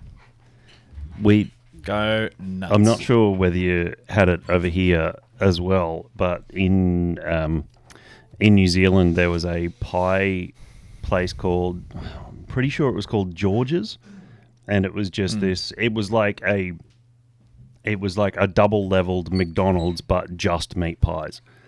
So you used to go to George's, and George's used to do like Happy Meal things like McDonald's did, and the 1989 Batman ones were Joker and Batman in little cars. So it was just the top half of them in the cockpit seat, and a car with it. I remember playing with those at George's and running them through my meat pie. But I wasn't young. Like I was 7 when we went to. So I was 8. 1989. I was 8 in 1989. So I was not young. I've But still that was got. still fun. I think we're back. I'm not sure. I'll have to go back and watch the footage while I was running back, but we're definitely back now. I've still got the full folder, like the official collector's folder, and every single card from the 1989 Batman collector's card series. Sick. That'd be probably worth some coin these days. Probably. I had all but I think 1 or 2 of the gold foil rare copies of the cards too. So I think it was like 130 odd cards in the set, and then they re-released 20 of them in a gold foil edition, and I had 18 of them. And it always bugged me that I never had the last 2. It's probably where I get my OCD collector's fucking tendencies. Anyway, I did see today that, speaking of Keaton and more things Batman, it took him 3 reads of the script of Flashpoint to understand what the fuck was going on. he would have been better served just watching the fucking cartoon. He was just like, wait, how does my Batman come back? He would have been better off watching what is time travel? Multiverse? One of the best What? animated movies that DC ever released was Flashpoint. So yeah, it was good. So in the break, I watched the final release trailer for The Eternals. I was actually I wasn't sure if we were going to bring it up because then they released an hour ago. I haven't watched the first one. Wasn't I that don't care. Was that the movie that was cancelled? There was a It Illuminate. was a TV series. And it was Eternals, right? Was it Eternals? No. No. It's a different Marvel property, but Inhumans. very similar. Inhumans, right. Did they get cancelled? The Was it ever Inhumans, released, or was it a season one shot? Went for a series. It is on Disney Plus. It ran for one series and then just didn't achieve what they wanted it to achieve. It was kind of like on the same vibe as. It was before Feige helmed it all, wasn't it? Oh no! It was running. It's relatively new. It's after Agents of Shield. Yeah. Like Agents of Shield was. But Eternals seems to play had straight already into done- Agents of Shield too. Eternals. Yeah. It's the same fucking story. Eternals. Yeah. The cosmic gods Hang compared to on. the Shield team. No, no dipshit. Slightly different. The core. Okay, so the latest or the later seasons of Agents of Shield were all about the seeded population of humanity. The Kree With genetic bringing in yeah. the Inhumans, which was the Inhuman show. Okay. And so whilst all These- that was going on, while we these are all while we the seeded Eternals alien are all DNA, related to Thanos. hang on, while we seeded alien DNA in the human population that only gets brought out when exposed to specific objects, we've also got aliens that have been on Earth for 7,000 years, just silently watching the population, and you don't see that there's crossover. They're different storylines. Different storylines. It looks It's epic. You're talking about the Kree and the Humans and the mist they use to turn human people into little rock statues, and they develop essentially mutant powers. If they've got the gene, and if they don't, and they then just you're talking about they the die. Eternals, which are a cosmic race, which Thanos is one of, and he is a deviant of them. They're separate alien races. Separate alien races. I'm excited. I watched the trailer about 5 minutes ago, and it actually looks really fucking good. And it's going to be fantastic. It's cool to see got a great Angelina cast too. Jolie come into the Marvel fold as a character. I didn't hear that she was in the movie, so haven't heard anything about the movie really. That got announced like a year ago or more. Well, A couple of years ago, maybe. we've all got blind spots. Pretty Dan. sure we've talked about it on the podcast. Was I present? You're always here. You have to be. You have the things. You know how to do You have shit. all the buttons. We just turn up and drink beer. All right, so I'm going to get into Lord of the Rings, I think, for about an hour and a half. So this is going to be a 42-hour episode. But before we do trailer trash, so the segment where we talk about all the latest trailers that have come out in the last couple of weeks, and there was the first one. I saw one that kind of I hadn't heard of, but I was doing some research and found Why? The Last Man, which is a TV series adaptation of a DC Vertigo Comics TV series. It's out, starts September 13, which is... It's Brian. I think it's Brian Michael... It's either Brian Michael Bendis or Matthew Vaughn was the comic book writer who did it. Yeah, okay, I'm not sure, so I don't want to make a comment because I'll... It's someone very like that. They've made a fair few of his independent, his little offshoot comics into movies or part of that Vertigo line. Yep. But he's very talented writer. It's a really interesting concept, actually. So it's a post-apocalyptic world where all mammals with a Y chromosome die except one cisgender man and his pet monkey. Modified source material. So that was one of the cliff notes in the news, is that they kind of took the original comic book concept and then adapted it to modern society, because the comic series was a run that ran quite some time ago. So society has early 2000s. I yeah think. Yeah. And it ran society's for a moved long on a little time bit. too. Yeah, so they've modified the source material for the TV series to deal with non-binary gender identity and the difference between chromosomes and identity. And I thought that was really interesting as a concept because if you kill off all Y chromosomes, then you've got to deal with the concept of XY chromosomes, double Y, double X chromosomes in real life. So they've portrayed all of this, and women who identify as so people with various chromosomal variations who identify as female versus male, and obviously if you kill off all the Y chromosomes, then you've got double X's that identify as men. So it's going to... They made it more inclusive for the current... But I don't think it's just about that's inclusionism. I actually think it's going to be an interesting concept to kind of explore through the series. So I think that's cool. And was it just mammals? I thought it was just every creature. It's memory. all... Well, I mean, the TV series, like, flat out states Maybe they've changed it's all that mammals, so... Like, it hit reptiles as well, and birds and everything, but yeah. Well, birds are mammals, but... Anyway, I'm not going to get into an Avery discussion. Mammals have a pouch, Peter. Isn't that a defining nature. definition of a mammal that it carries its young, not lays eggs? I don't know. Go and ask Louise if she has a pouch. It is, except for the platypus and the echidna. She has an internal pouch. She carries a young until it's born. That's not the definition of... No, I'm sorry. A uterus and a pouch are two fucking different things. It's an internal pouch. And you are talking, Tom. You're talking about a different phylum of creatures. There are the echidnas and the platypus are echinoderms, which are a different phylum again. So they are mammals that lay eggs. They're the only two mammals that do. The only two. So I remember that from Year 5 PDHPE and Natural History, whatever it was that was. Do you know the cast list? Do you have a cast list there? I do not. Peter. Yeah, I'm sorry. I don't have all my research. Your topic. Look, it looks interesting. We're doing trailer trash. This is just what trailers have come out in the last couple of weeks that look interesting. Yeah, I forgot to watch the trailer. That's why I was hoping you had a cast list. And you wanted to talk about Venom too. I just saw the final Venom Let There Be Carnage trailer, and you're right. There is a lot more carnage in that trailer. Yeah, that second trailer had heaps more. Woody Harrelson as Carnage. Cassius something. Cassius Cletus. Yeah, it's Cassius Cletus or Cletus something. the slack-jawed yokel. It's really bad. It's the worst character name. Yeah. But yeah, Carnage is. I've got two sound channels going here. I'm trying to watch the Guardians of the Galaxy one while still paying attention. That's not going to work. And, I'm failing miserably. Especially now that I'm displaying on screen the actual trailer for Carnage, Let There Be Carnage.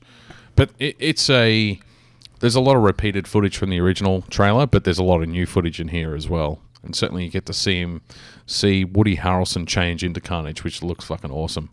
Yeah, Cletus Cassidy. Cletus Cassidy, that was it. They also, I'm pretty sure they changed the origin of Carnage. I don't think Carnage was originally born from Woody Harrelson, Cletus biting. No. Tom Hardy. That's Tom Hardy, yeah. Can't remember. Yeah, so they've updated that a bit, but it was interesting to be like, they're maybe going to go into like the hierarchy of symbiotes when there's that little bit at the end where the Venom goes, I'm not fighting that one, it's a red one. Like, well, he said that.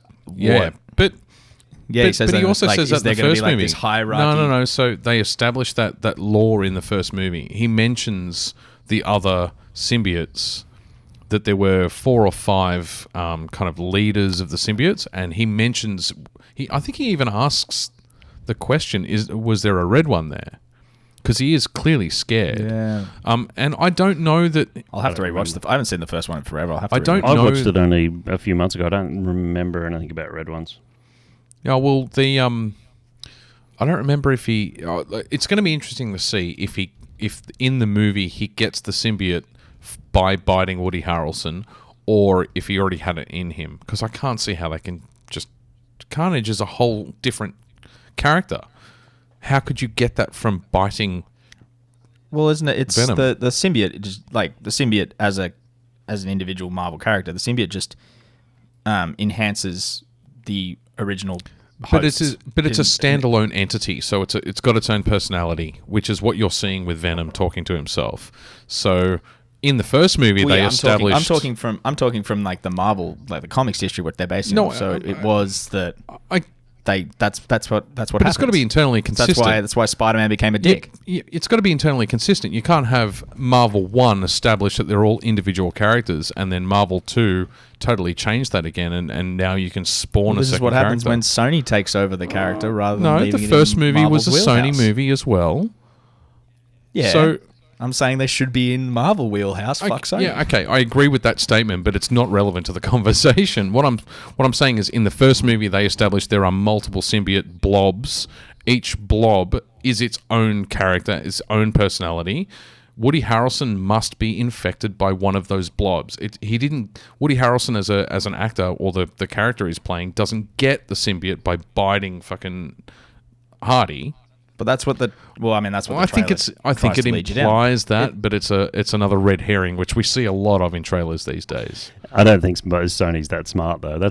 Marvel is the red herring thrower, not fucking Sony. Well, here's my prediction, folks. He's already got the symbiote in him before the biting of Tom Hardy. That's my prediction, because it just makes no fucking sense. Just internally to the two movies, it makes no fucking sense to me. So that's my prediction. I'm looking forward to the film. It looks sick. I really enjoyed the first one as much as it got smashed by critics. I thought it was thoroughly enjoyable. I watched it, I think, 3 weeks ago. It's not the best movie. It's not the worst. What I want to see is fucking... Tom Hardy is a brilliant actor in that. The way that he plays that entire superhero, for like anti-hero, for whatever you want to call it, but he plays the entire thing without a gratuitous search scene, and the whole time he looks like a drug addict that's coming down off an absolute high. Like, he's sweaty, he looks like shit, and that's what the fucking Venom symbiote would do. And he actually plays both characters. So he's acting against his own future self in a sound booth. So that's fucking incredible. The amount of interaction between those two characters and the timing. How do you know it's its future self? How do you know he didn't record the Venom lines first? What do you think? There's a guy standing in the car next to him with the tape recorder just playing his line back at him? Why not? Because they said it in the interview of the behind the scenes. He said that he was acting out half the lines, and then he would go into a sound booth and record the other half of the conversation. That's not what you implied from the first part of your conversation here, Peter. Oh, we're at that part of the fucking podcast, aren't we? 15 minutes in the second segment. I'm really looking forward to it, but what I really want to see is Spider-Man get his symbiote. You're not going to. As simple as that. You're not going to. There were a few different origin stories for the Black Spider-Man It's just suit, not going to happen. One of them was he rescued a planet and was given the black symbiote suit as a reward, and then there was a whole comic arc that I've read around that. He was infected with the symbiote in the Secret Wars crossover, the massive Secret Wars crossover. That's where he first got it. I don't know that was the first time he got it, because there's been a few different arcs over the 70s and 80s where he was in the black suit. At one point, it was a symbiote suit. The original Secret Wars was early, or maybe it was 90s. But that was the first cross. That was the original Secret comics Wars. They from the 80s recently with Spider-Man in a black suit. I'll look it up. Yeah, I'm pretty sure that he first got it because that's the first time Spider-Man went to space, and that was the whole thing. That's where he found a symbiote. Amazing Spider-Man 252. We're both typing at the same time. They both got their faces have lit up. You know that they've gone to a separate white screen because you could be instantly fucking fact checked now, motherfucker. Amazing Spider-Man 252. Anyway, alternate names: black suit, alien costume. 1982. There you go. And it was submitted by a fucking reader of all people after running a competition. So, yeah. Anyway, suit designed by Reed Richards and the Wasp of the Avengers. Composed of the same unstable molecules found in the Fantastic Four's costumes. I actually think having the internet at our fingertips is probably more a distraction than value add. But anyway. You know what popped up here though, Tom? Something for you to add to your trophy collection. Black Panther War for Wakanda on... Nope. No, thank you. I thought that might have been the answer. I just thought I'd bring it up. I'm not touching that game ever again. Yep. That I'm well aware it's coming out. The costumes look sick that they're using for Black Panther. I can't go back to that game. Which It's game? broken me. Avengers. The Avengers, the Square Enix Avengers. Then why did you put it in the fucking the show notes? Sorry. Oh, that's Guardians of the Galaxy. Never mind. Fucking hell. I need to stop drinking. I don't get it. Last night I had 7 beers need a glass of and water. I could recite whatever lines you wanted, no slurring. Tonight I have 2 beers and I'm already at slur point. I don't get You keep telling us that every podcast. You go, I don't know why. My starting beer was like a 4%er. I don't know. Well, I didn't have a starting I beer, don't mate. know I'm literally 2 beers in plus this. So, should we talk about the beers? Can we talk about the beers, or are you not up to the beers? We can talk about Diablo 2 Remastered if you'd prefer. No, I'm ready to go. No? What are you drinking? I'm just about to crack mine. Hold on. This is never seen before. When's this being released, Pete? In Not a another week's time. Yeah. Okay, well, I lie. This got released a week ago. But as of time of this, we only canned this today. Australian brewery, maple and vanilla. Oh, God, I've got to close this fucking window again. Australian brewery, Oh, there you are. maple and vanilla robust porter. It's a 6.4%. Vanilla beans were soaked in bourbon and poured into it. And we got maple syrup from a local distributor. I will not say they were a local collector Producer? because I don't think they were. A local distributor of maple syrup. And yeah, it's great. It's got a little bit of sweetness to it.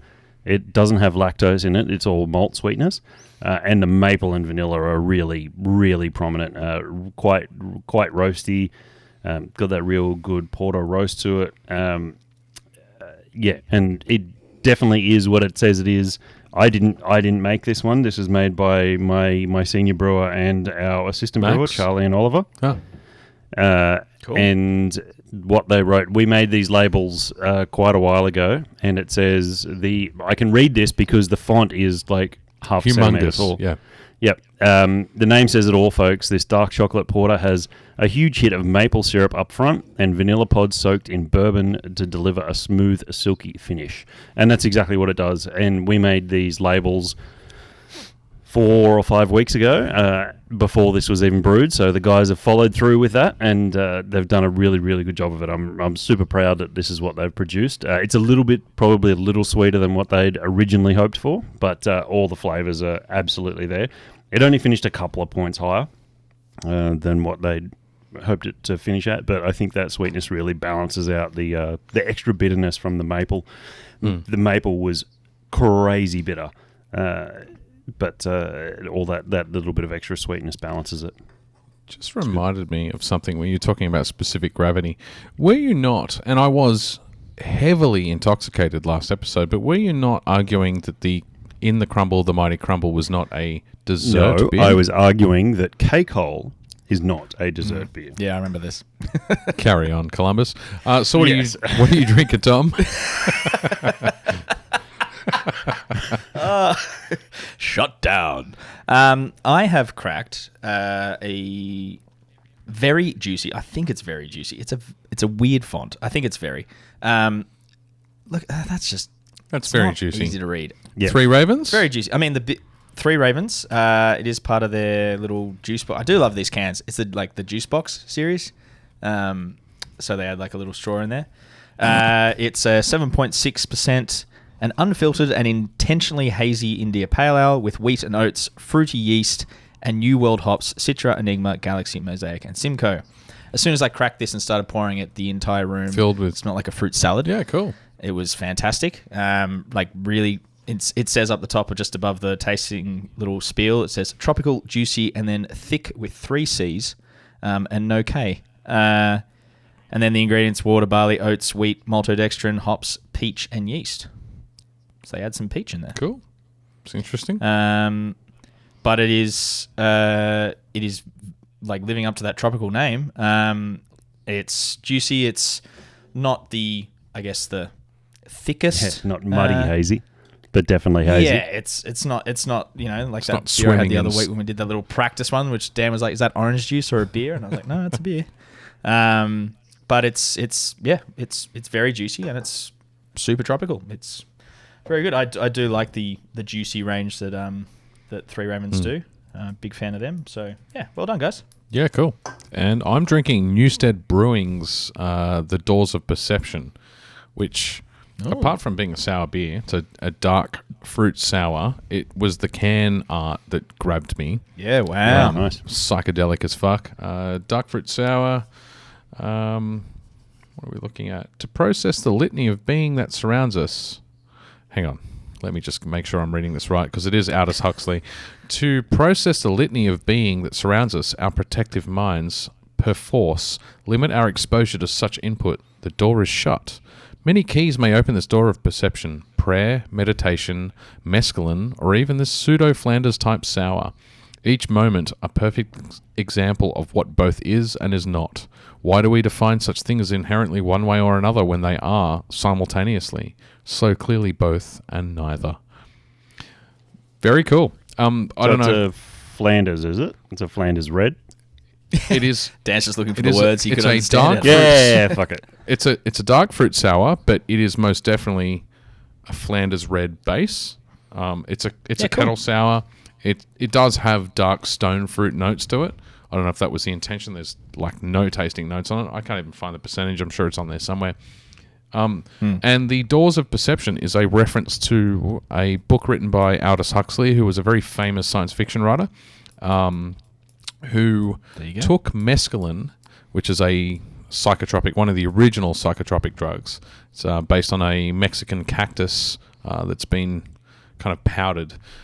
He took mescaline before there was LSD and then wrote about his experiences as a novelist. So he's a well-known literary genius. He's studied in high schools and universities, and then wrote a book about taking fucking drugs, which is not one of the books that they studied at university.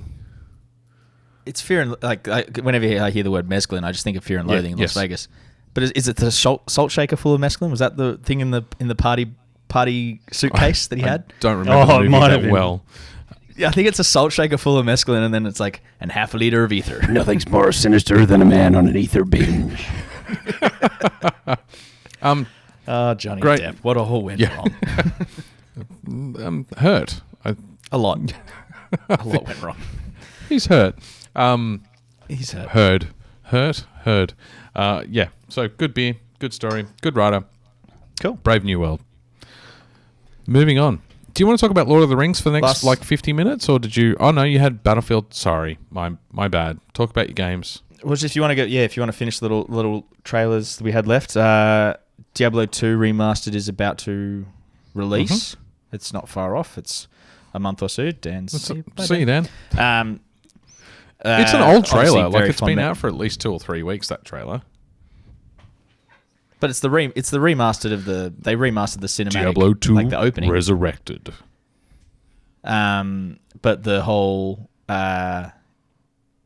when the guy's in the weird asylum, like the old ancient asylum, like basically rotting away, and then the angel comes in and he recites the story of the traveler who from Diablo 1.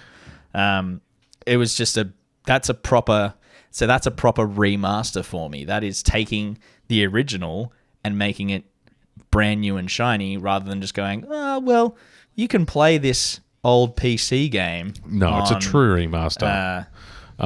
Yeah. And I've got it up playing for Tom in the background, which I said don't refer to the TV screen, but we're referring to the TV screen. You put it up there and I get distracted by shiny things. I refer to this. it. But I didn't see the remastered cinematic introduction to the game. I've just seen this footage before where treat yourself. they show you the before and after. So the original game footage and then it's- the replacement game footage. And I've got to say, It's your third link. It's the third link down on the right hand side for whenever you want to watch it later. So it's the opening cinematic from the original Diablo 2, and they've redone it in like a 4K HDR. Current animatronic, animated style. It's beautiful. But it's scene for scene the original. Yeah, cool. It's just taken, and made it Better, more beautiful again. Better is the exact and it does word. look gorgeous. Yeah. Because I remember, like, we played Diablo 2 as me and 3 mates, and we went through, and I was always the barbarian who ran in, Leroy Jenkins style and didn't listen to anyone. That was Dan in Diablo 3. I was just like, Me too. Yeah. Neverwinter Nights, the guys used to get their fucking shits at me because I'd get back to the door and I'm like, I'm going in. And they're like, no, wait. Because it was like a 10-minute run back. Jenkins. Yeah. So, no, that's looking... Mighty fine.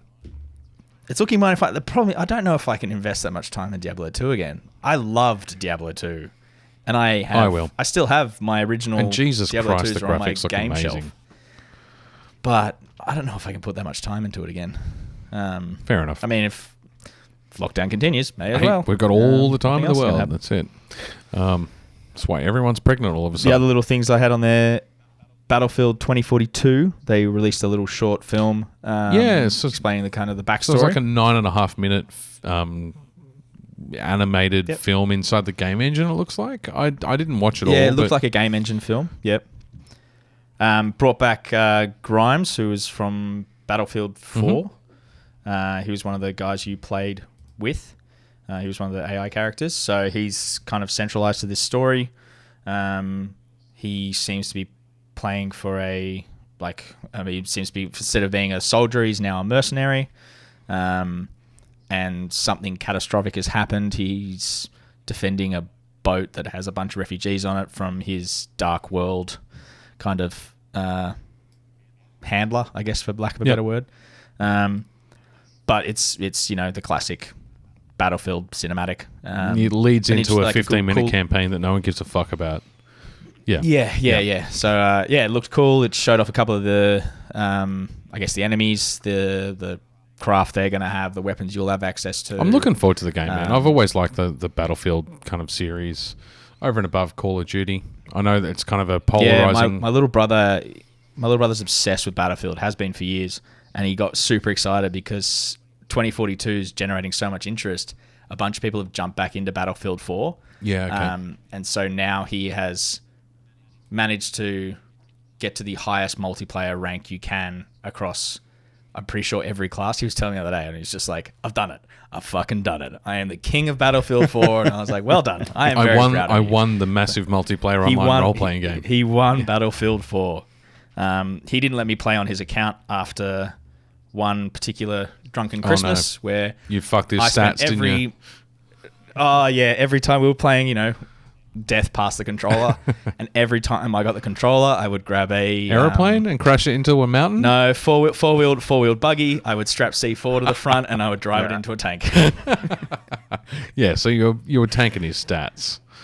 100%. Unintended. And I was like, that's what you get for playing online. Don't be an idiot. And then the other last trailer I had was the new Square Enix Guardians of the Galaxy game, and they've released Lady Hellbender, who seems to be one of the antagonist characters, kind of like a collector from Guardians of the Galaxy 1, but she's also some sort of piratey lady. You know what we didn't talk about this episode, and we're going to have to save it because I don't want to kind of just skim over it. It was the first 2 episodes of What If from Marvel. Oh, yeah. We can talk about 4 episodes when we do it. Yeah, exactly. We'll do a What If Bad Batch collaboration.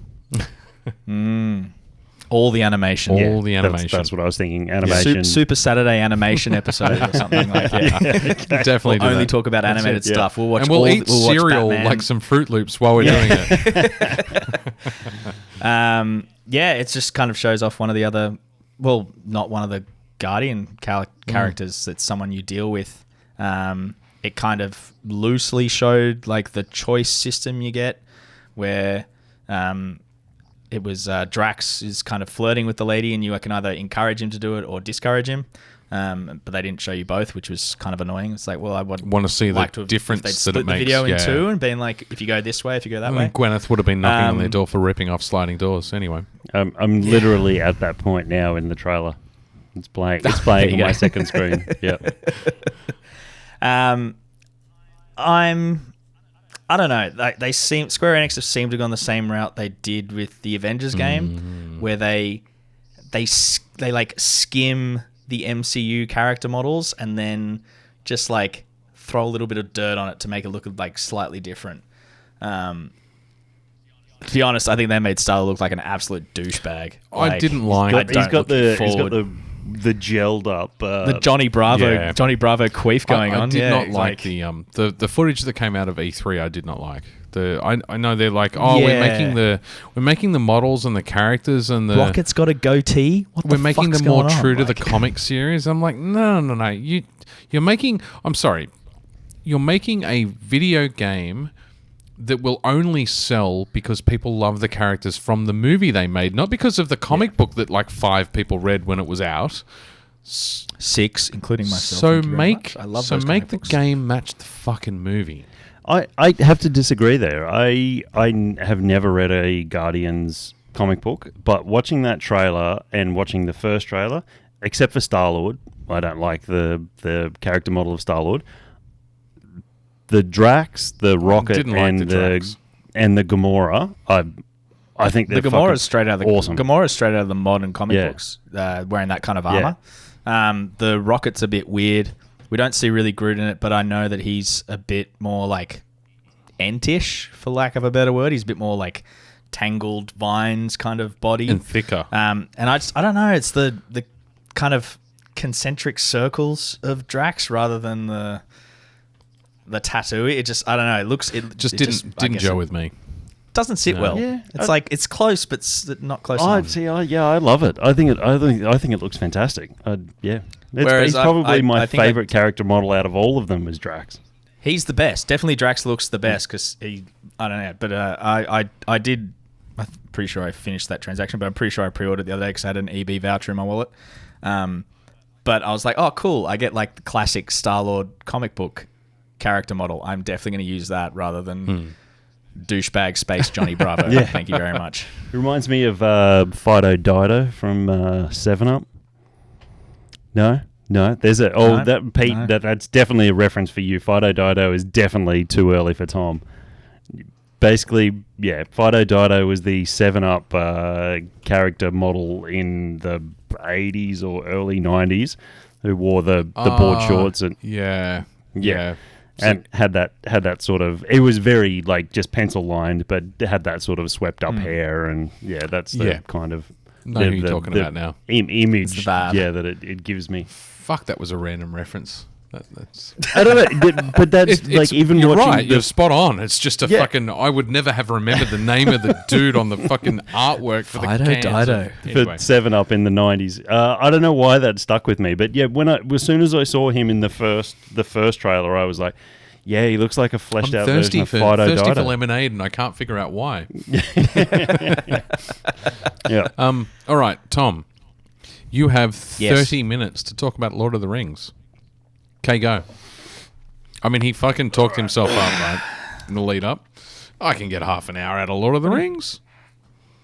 I can get 17 hours out of Lord of the Rings. Yes, so Amazon are making a Lord of the Rings TV series. I must say, Peter, I got a little tingle in my nethers when you used the Elvish names for the 2 trees in that little run sheet there. Laurelin? Laurelin or Laurelin? Laurelin and Telperion. Yeah, I was going to ask you. So they were the which pronunciation we'll prefer. We'll get to those. The trees are down the line. So I'm settling back. This has been me too. You guys sit down and let me tell you a story. I'll go get my tomes of like Tolkien, like if you want. I was going to bring out like the big fat books I've got. It does like, make me want to read the encyclopedia. books, right? Because there's so much extra mythology and lore. Did you say you haven't read? Is that you haven't read I the have books? not read the books, no. Well, gentlemen, this has been fun. See you now. So if anyone out there is looking to be a core anchor in a podcast... You can fuck off. I'll fight you. All right. So this is... Obviously, Lord of the Rings turns 20 this year, the movies. If you want to feel a little bit older than you already do. Holy shit. 20. Wow. It's probably 120 since he wrote the book, though. No. It was World War II, wasn't it? 1937 was when The Hobbit came out. Pete, what year was World War II? Between World War... Well, it's pretty close. I'm closer to that than 120 years, right? Well, World War II was 1941. 35. It's only 6 years out. from 120 years. Do your math again. Yeah, no, okay. I correct. The War of 1900. It was when those Jerrys were crossing the river in their whirly birds. Carry on. Continue. Anyway, so Amazon have taken on. They've reached a deal with the family of Tolkien. They're doing a series which is all kind of set around the second age of Middle Earth. So Middle Earth is the story of Middle Earth is, for what most of the stuff you read, is divided into the three ages. There are ages before that, which the image of they've released kind of leads into. Lord of the Rings is set in the third age. Lord of the Rings story that we read. It's at the end of the third age. So the crowning of Aragorn at the end of Return of the King is the start of the fourth age. It's kind of that's when the elves leave, and it's really the kingdom of man takes over. The dwarves kind of they're still about in their own kingdoms, but they kind of rescind a little bit. So is there anything? I know there's stuff written pre-movies.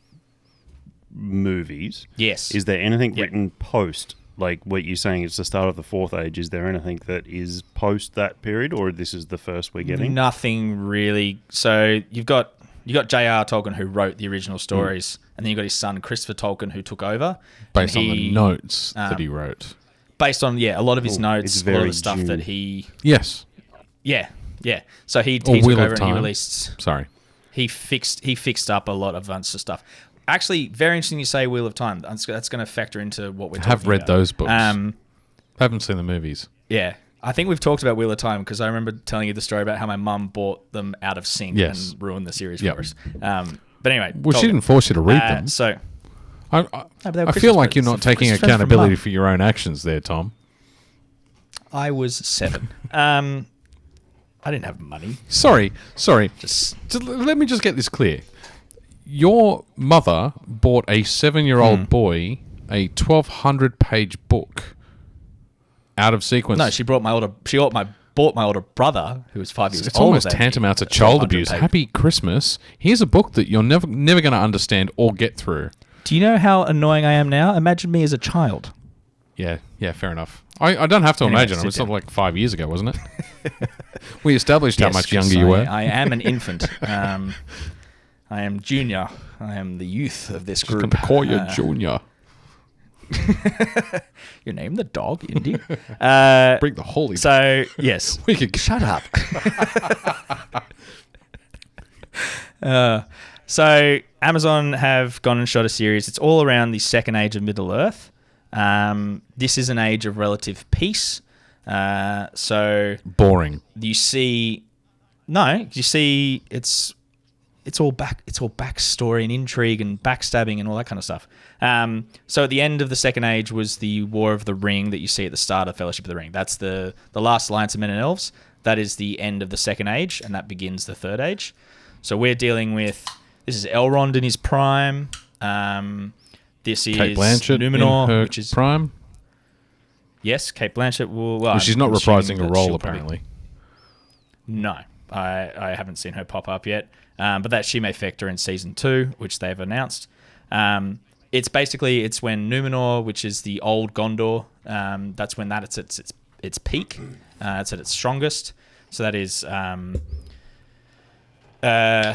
So they're the guys who formed the last alliance with the elves to take on Sauron. But it's mainly about Sauron establishing his power. It's all the second age is when the rings were forged. So we're actually going to get to see Sauron in a physical form.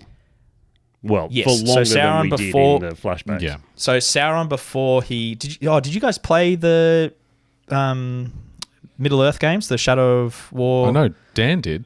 Shadow of Mordor. No, I played Shadow of Mordor. Yeah. Okay, so there's a sequel, Shadow of War, and in that it talks about Celebrimbor, who was the elven forge. He was the forge master who helped create the rings. But you see Sauron in his what they call his fair form. So Sauron essentially came in a fair form, an elvish form, and that's how he got the elves to take the 3 rings, how he got the dwarves to take the 7 rings, and how he got the men to take the 9 rings.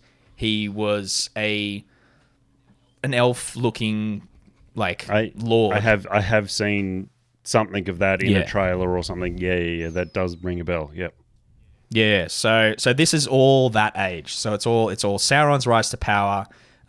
It's the elves and the elven kingdoms. Like when I first saw the image they released, so they finished filming as like a reward or sort of a celebration of them finishing filming. They released an image, which has been out for a few weeks now. Yeah, about a week. But it has, so it has what looks to be an elven figure standing in front of a city in a valley, and then at the very back is quite bright light, but in the bright lights are two trees, and they are the two trees that Peter was talking about. So I think this is actually it's really hard to see. You have to really zoom in on that image. I can't. Well, that sucks. But where the center of the light is, there are two trees. There is one that is a bit shadowy, one that is a bit brighter. So that is Laurelion and Teleperion. So Teleperion was essentially the sun tree. Laurelion was the moon tree.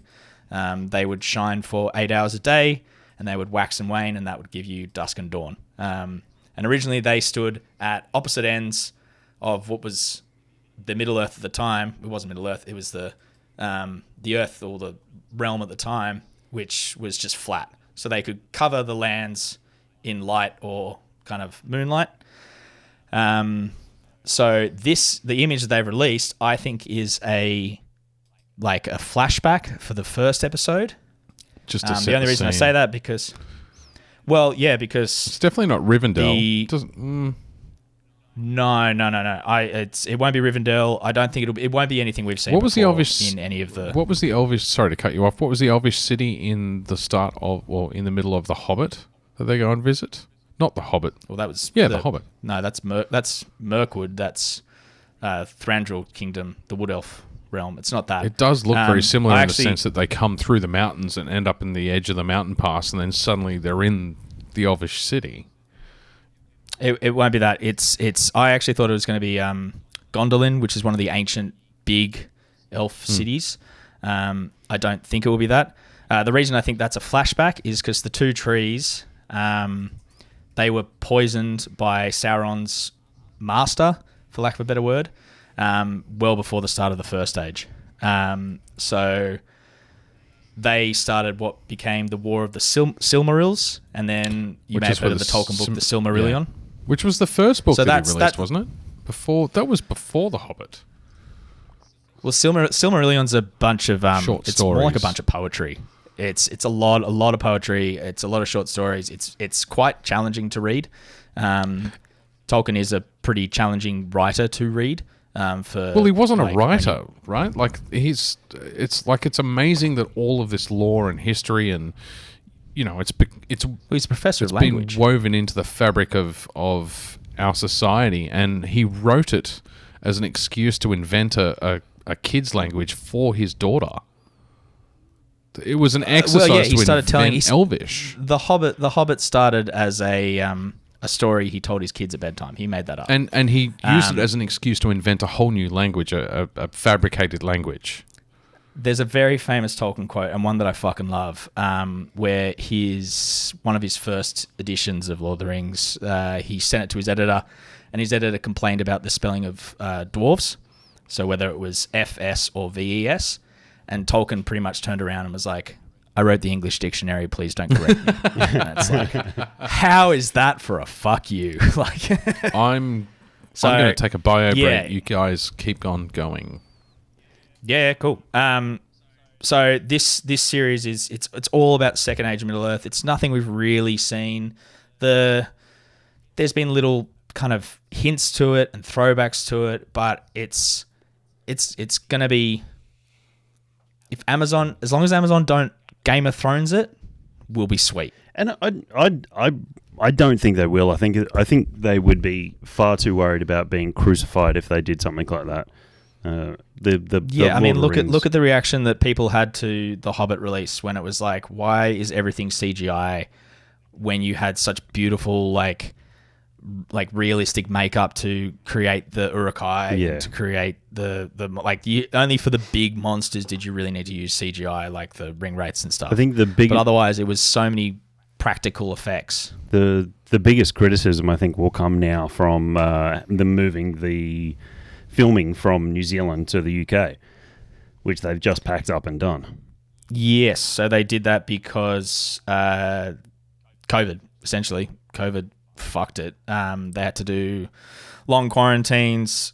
There was an issue with some working conditions. There was like the New Zealand government were cracking down on Amazon. There was like a little bit of a back and forth.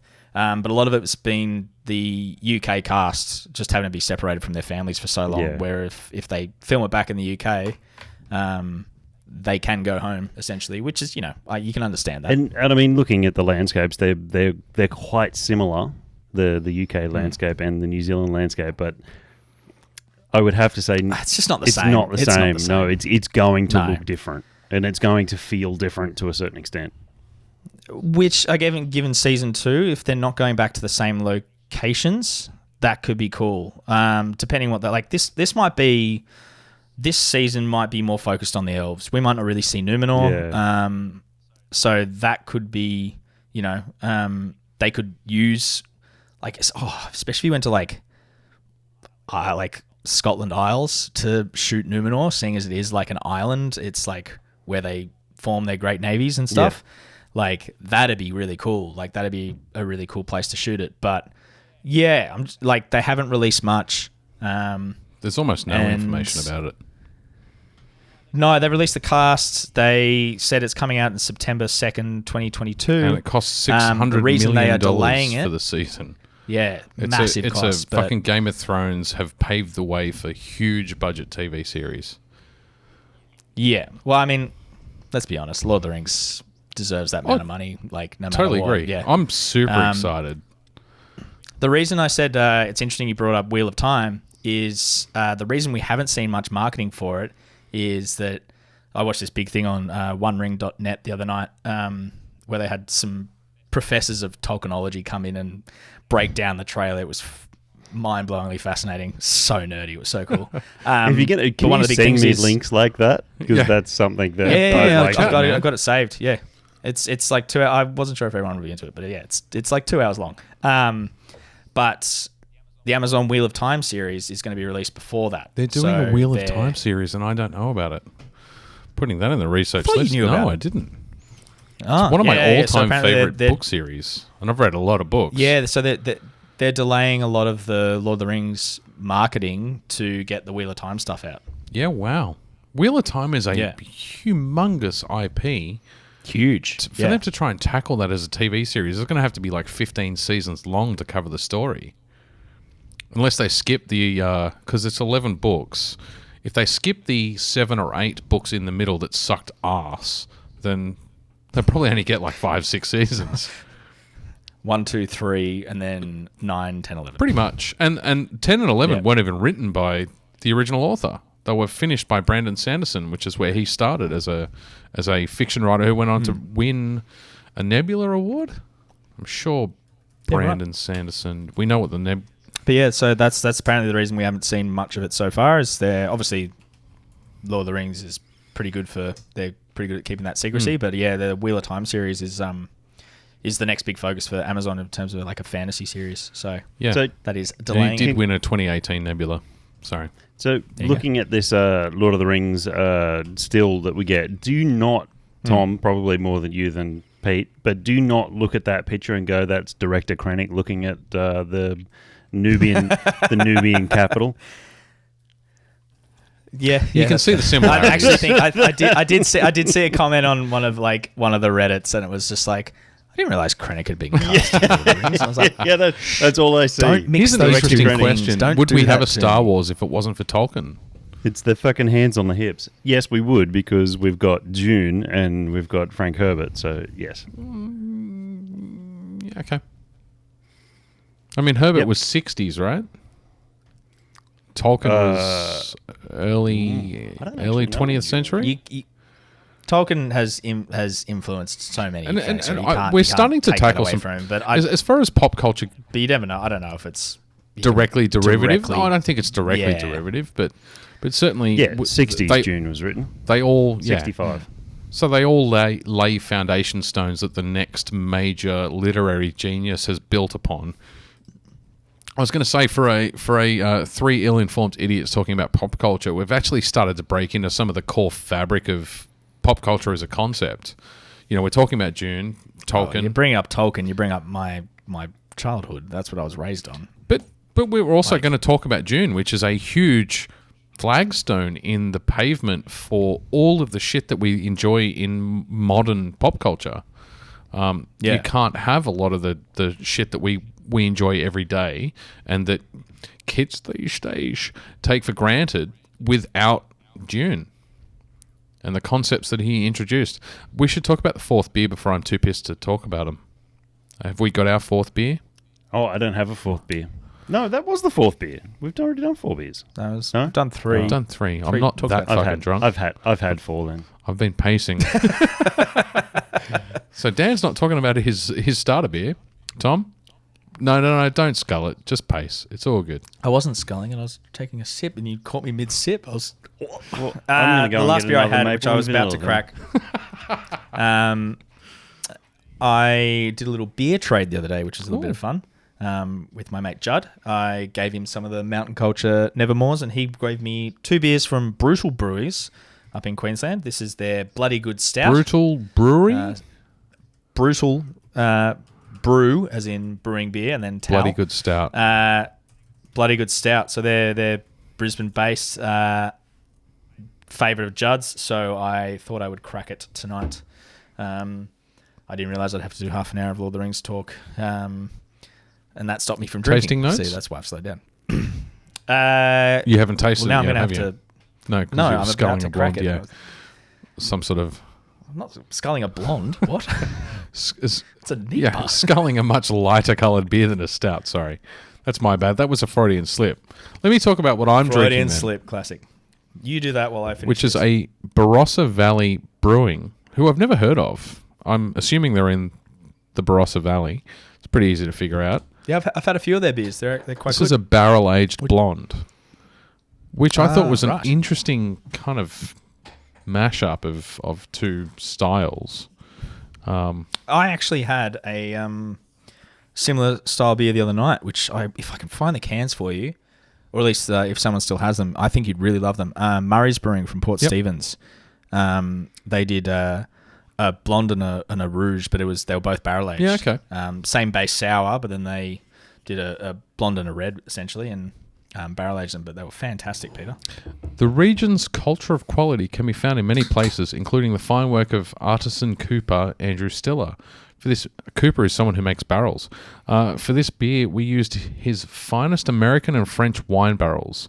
We brewed a crisp blonde ale. The wild yeasts in the barrel finished off residual sugars and left a subtle tannin bitterness and light gold rouge colour, thanks to the barrel's past occupant of red wine. Aroma of peach and apricot with a hint of sweet oak adds a touch of complexity to this easy drinking sour. I don't know if I'd call it easy drinking. I'm pretty sure it's 6.5%. It's 1.8 standard. And the percentage, no, it's 5.9. Yeah, well, mine's 1.7 and it's 6%. But the colour is exactly as they described. It's a bit on the peachy side of a typical amber ale. It is surprisingly sour and dry. It drinks like a Chardonnay almost. But it does have that barrel-aged puckering sour. Ooh. And a farmhouse funkiness. I'm at the point in the night where I have to start thinking about what I'm saying before I say it, so I don't slur it. I'm at the point of the night where this is tasting bloody good. The bloody good stout. Fitting, given it's called Bloody Good Stout by Brutal Brewers. Oh, Brutal, It is. the Netherworld guys from Queensland. Yeah, so That's a decent scream there, mate. That wasn't a scream. Wow. I do like was, this deepening anyway, up. this This is- this clearer this is- microphone. yeah. You can get It sounds... a much better sound out of I've it. got to say, and look, we're kind of at the end of the episode. I've got to say, editing lately with this remote podcasting has been a fucking nightmare. So I am excited about having to edit this podcast episode and the next one's moving forward. I do need to get a. That is if at the longer we're in lockdown, I do need to get a non-sounding fidget something, because at the moment I'm playing with the Velcro that came on and I'm doing it. I did see you doing the pen spinning. Yeah, before, I was doing that before, and I like, kept fucking dropping it. And I'm like, oh god, I hope that doesn't turn up. I'm a fiddler. I have to. Yeah. If I'm get your fidget spinner. vibro blade out and start spinning that. Yeah. That's down in the garage. I've still got a leather wrap the handle on that. You need a fidget spinner of some sort. Yeah, no, I definitely do. Or a Rubik's Cube, something. I got Emma one of those. They were like little. It was like a little giant sized dice. It was about that wide. But it had a different thing on each side, so you'd roll one and click the other. And that's all I need. It's called a fidget cube. Yeah. As long as it doesn't make sound, that's gonna come up on pick up on the microphone. Yeah. I would like to point out this Bloody Good Stout is bloody good. It is dry, roasty coffee. No chocolate? Extremely dry. A little bit of dark chocolate, but it's a lot more of that coffee coming through. I find that some stouts, good, it's hard to separate the sour notes from the coffee from the stout shouldn't be sour to start with anyway. So your sour stouts. A stout with coffee notes in it. You don't get sourness out of... You said sour. You said sour. The sour notes out of coffee. Coffee beans are fundamentally sour, right? Green coffee beans are fundamentally sour. Yep. But you get a lot of roasted acidity. coffee beans. Well, I don't get that. Right, I'm abandoning this line of conversation and I'm moving on. This beer is fantastic. Do you have anything else to add about Lord of the Rings? I am obviously chomping at the bit. I can't wait for this series to come out. Okay, so can I ask some questions about... I didn't want to interrupt your mind flow about the Second Age. So obviously the great the races are existent. So you've got the dwarves will be in the Second Age. Mm-hmm. The elves will be in the Second Age. Yep. And man, to an extent, will be in the Second Age. No. Men at their strength. Okay. Oh, men at their strength. Okay. And then... They were the cannon fodder in the fight against Sauron, right? Everyone was the cannon fodder in the fight against Sauron. Yeah, but when you set a lineup... the orcs. Sorry, the orcs were the cannon fodder. Yeah, okay. It was Sauron versus the men and the elves, and then the orcs were just there to throw the men and I'm sure you'll see the hobbits as well. Now we go the dark... The dark... Or this is testing the memory. You probably won't see hobbits. Hobbits really kept to themselves for a lot of their early development. They even have a separate calendar to the standard Lord of the Rings calendar, and when it's Dan. We'll get there. No. So the Lord of the Rings is around the 3000s of the Third Age, but the Hobbits only count that as the 1800s of the founding of the Shire. So they would still be is there no Gollumy river folk? Because Gollum was essentially a hobbit before he became Gollum, but they lived on the banks of rivers. They weren't settled like the Shire. Is the Shire the only major hobbit city? That's the epicenter of the population of that the hobbits species. Essentially, they live in the farthings of the Shire, or some have moved to Bree. Yeah, right. Okay. Yeah, it's a very small population of people. There's a lot of inbreeding. It's clearly why there's small population of people. Oh, small population of small people. You're better than that. Don't pick on their heart. Dan, what was your fucking question? Okay, no. In fact, go. One of the Brandy Bucks invented golf. There you go. When he struck an orc chieftain's head off his I remember reading shoulders, that quote somewhere. and it bounced and went into a hole, and that's how the game of golf was invented in Lord of the Rings. That's got to be either referenced in one of the 6 movies, or it's got to be like a meme cartoon comic, because I haven't read the book and I've seen that reference. No, there was something recently. So the Merry and Pippin, the guys who played Merry and Pippin, Billy Boyd and Dominic Monaghan, have started a podcast called the Onion Friendship or something, whatever it's called. And they talk all about like the behind the scenes of Lord of the Rings and the filming and stuff. And they went on Stephen Colbert and they asked him some very, very fucking niche Lord of the Rings questions. There was one I was like, that is a fucking dick question. How fucking dare you? But one of them was about the forming of the game of golf, and it talked about that. Did you see the 20th anniversary photo where they all got back together for a shot? So you had Elijah Wood, you had those 2 guys, you had Aragorn. You like how I slide between actors and character names. You had Viggo Mortensen. You had Legolas and you had Aragorn. Orlando Bloom. In the pub, in the cafe, yeah, and they were pretending to hold the knives and the bow, and I think he was. Yeah. It was a cool photo. They're fucking legends. I love them. That'll definitely. So let me finish my fucking question. Yep. All Sorry. right. Yeah, sorry. Let me finish my question. So that they're the races of the elder races and the races of man, and then you've got the orcs, the goblins, the trolls on the Sauron side. Is there anything else anything new that we're going to see in the Second Age that we don't see in the Lord of the Rings movie? You forgot the ant and whatever the species the Balrog belongs to, and yeah. Well, I mean, they're kind of that's sub things that don't play major. I'm talking major things here that play out 90% of all they're the main races of Middle Earth. So.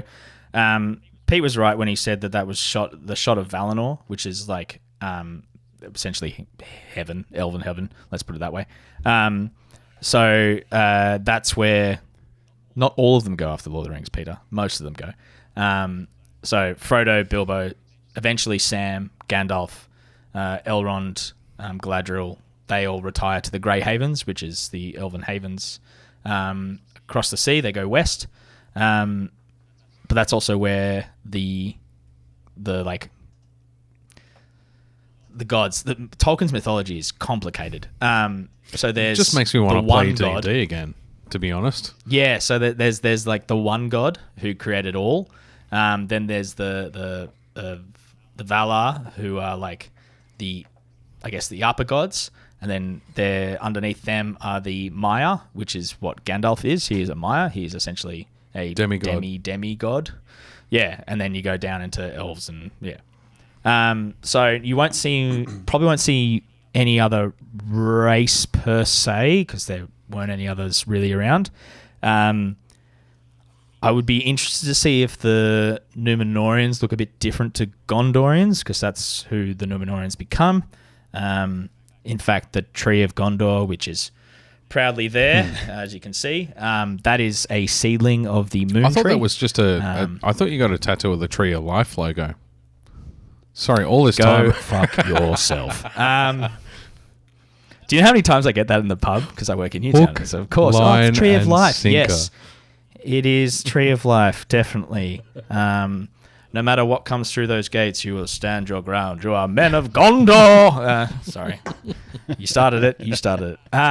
Fair enough. So no, we'll hopefully see more Balrogs. That'd be really cool. Yeah, fuck yeah. Probably won't see more Ents or Entwives. Second Age, that's like the flourishing of like Moria. So that's when the dwarves were like really going fucking hard in Moria. So hopefully we get some of that. Nice to see Moria in its prime and not dilapidated and everybody dead. Like a proper. That's not. That's like one thing we didn't see. The halls of Moria. We saw it a little bit in. Well, you don't read about it in the books. The dwarves they've rescinded in the books when we're talking about the end of the Third Age. They don't really come out. So like by the time of Lord of the Rings, like in the Hobbit, you get the Thorin and his company, and that's like rare to see that many dwarves together like going out. You've still got Dane Ironfoot in the Iron Hills and all that kind of stuff, but like at the time of like the actual Fellowship, like dwarves have rescinded. And they say they hide in their mountain halls because There is, though, at the time of, which they don't show in the movies, which would have been really cool if they did, but Sauron did lay siege to Erebor, the Lonely Mountain, at the time of the War of the Ring. But they never showed it in the movies. Would have been really cool to have like just a little cutaway, and it's just like fucking million dwarves and fucking dwarven armor just going absolutely fucking ham. I mean, obviously, And I have Billy Connolly on a hog. much more affinity for the dwarves than most of the races in the Lord of the Rings, but we just, I mean, it was probably that letdown of the Billy Connolly. Well, Billy Connolly would have been a fucking awesome dwarf if they'd actually had him there in makeup rather than a badly CGI'd man riding a... So what you'll see, hopefully, in a second age viewing of Lord of the Rings, if they did show Moria, so you'll see the doors of Durin, which is where the Watcher in the water is in the Fellowship, they'll be open and they'll be a trade point. Okay. So like that was a really, really, really common trade point for elves and dwarves. So that's Moria in its prime. That'd be fucking sick. That would be great. I'm horny for that. I'm very horny for that. I'd be And Gimli really happy if does- they spent a lot of time there.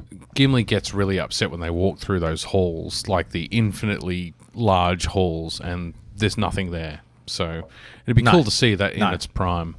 I opened the door to let Podcast Cat in, and I ended up with 2, so I'm going to have to end the episode soon. I think we'll also see, which is a bit different from the movies, which we really haven't seen, we won't see a hidden elven city in its prime. So we've seen Lothlorien, which is very, very hidden in the Fellowship of the Ring, but you also see the Mirkwood, the kingdom of Thranduil and Legolas, which is semi-hidden. They do have closed gates, whereas in the middle of the Second Age, they would have had open gates. They would have welcomed trade from all races. Because Sauron wasn't there, Melkor had been destroyed. I think you'll see all of the forges that create all these magical weapons that we see in the Lord of the Rings series. 100%. Yeah. And hopefully we see like I'm talking like a Minas Tirith level, but bigger elven city. Which is what's depicted in that photo. That looks like Minas Tirith, but larger and elven. I think that's a first stage, if not Valinor, then it's beginning of the first stage city. That won't be. That'll be a flashback. Has to be. If it's got those 2 trees, it's either the 2 trees. It's got to be. Which I don't think they would be, because they were meant to be at like opposite ends of the park, essentially. Like you think like a rugby field. They were like at opposite goalposts. But down the line, they did create or recreate. The elves did recreate in cities like homages to those trees, the ones who were there. But I think we'll see a lot of different elves as well. We won't just see tree elves, and like we'll see high elves, we'll see sea elves, which are That'd be cool. Entirely different races. It's one of those things they left out of that you hear in the books or read in the books, but you don't see in the movies. Is like in Return of the King, Legolas hears the cry of a seagull, which starts an innate drive in him to go west, to go to the lands of the Undying in Valinor. So I think we'll see a little bit more of that. But personally, I'm very excited for we can tell Numenor and its prime. That's cool. Yeah. I think on that note, unless Dan has some tasting notes, or did you already try that beer in the episode? Is that I'm drinking a Australian Brewery Dark and Tart now. So something great different beer? again. Great beer. No, all I want to say is everybody that have a look at your local breweries and everything that are doing local deliveries, try and support your local guys. A lot of them are doing free delivery, free home delivery within their postcodes or a couple of postcodes. I know Badlands are doing it out in Orange. Yuli's are doing it.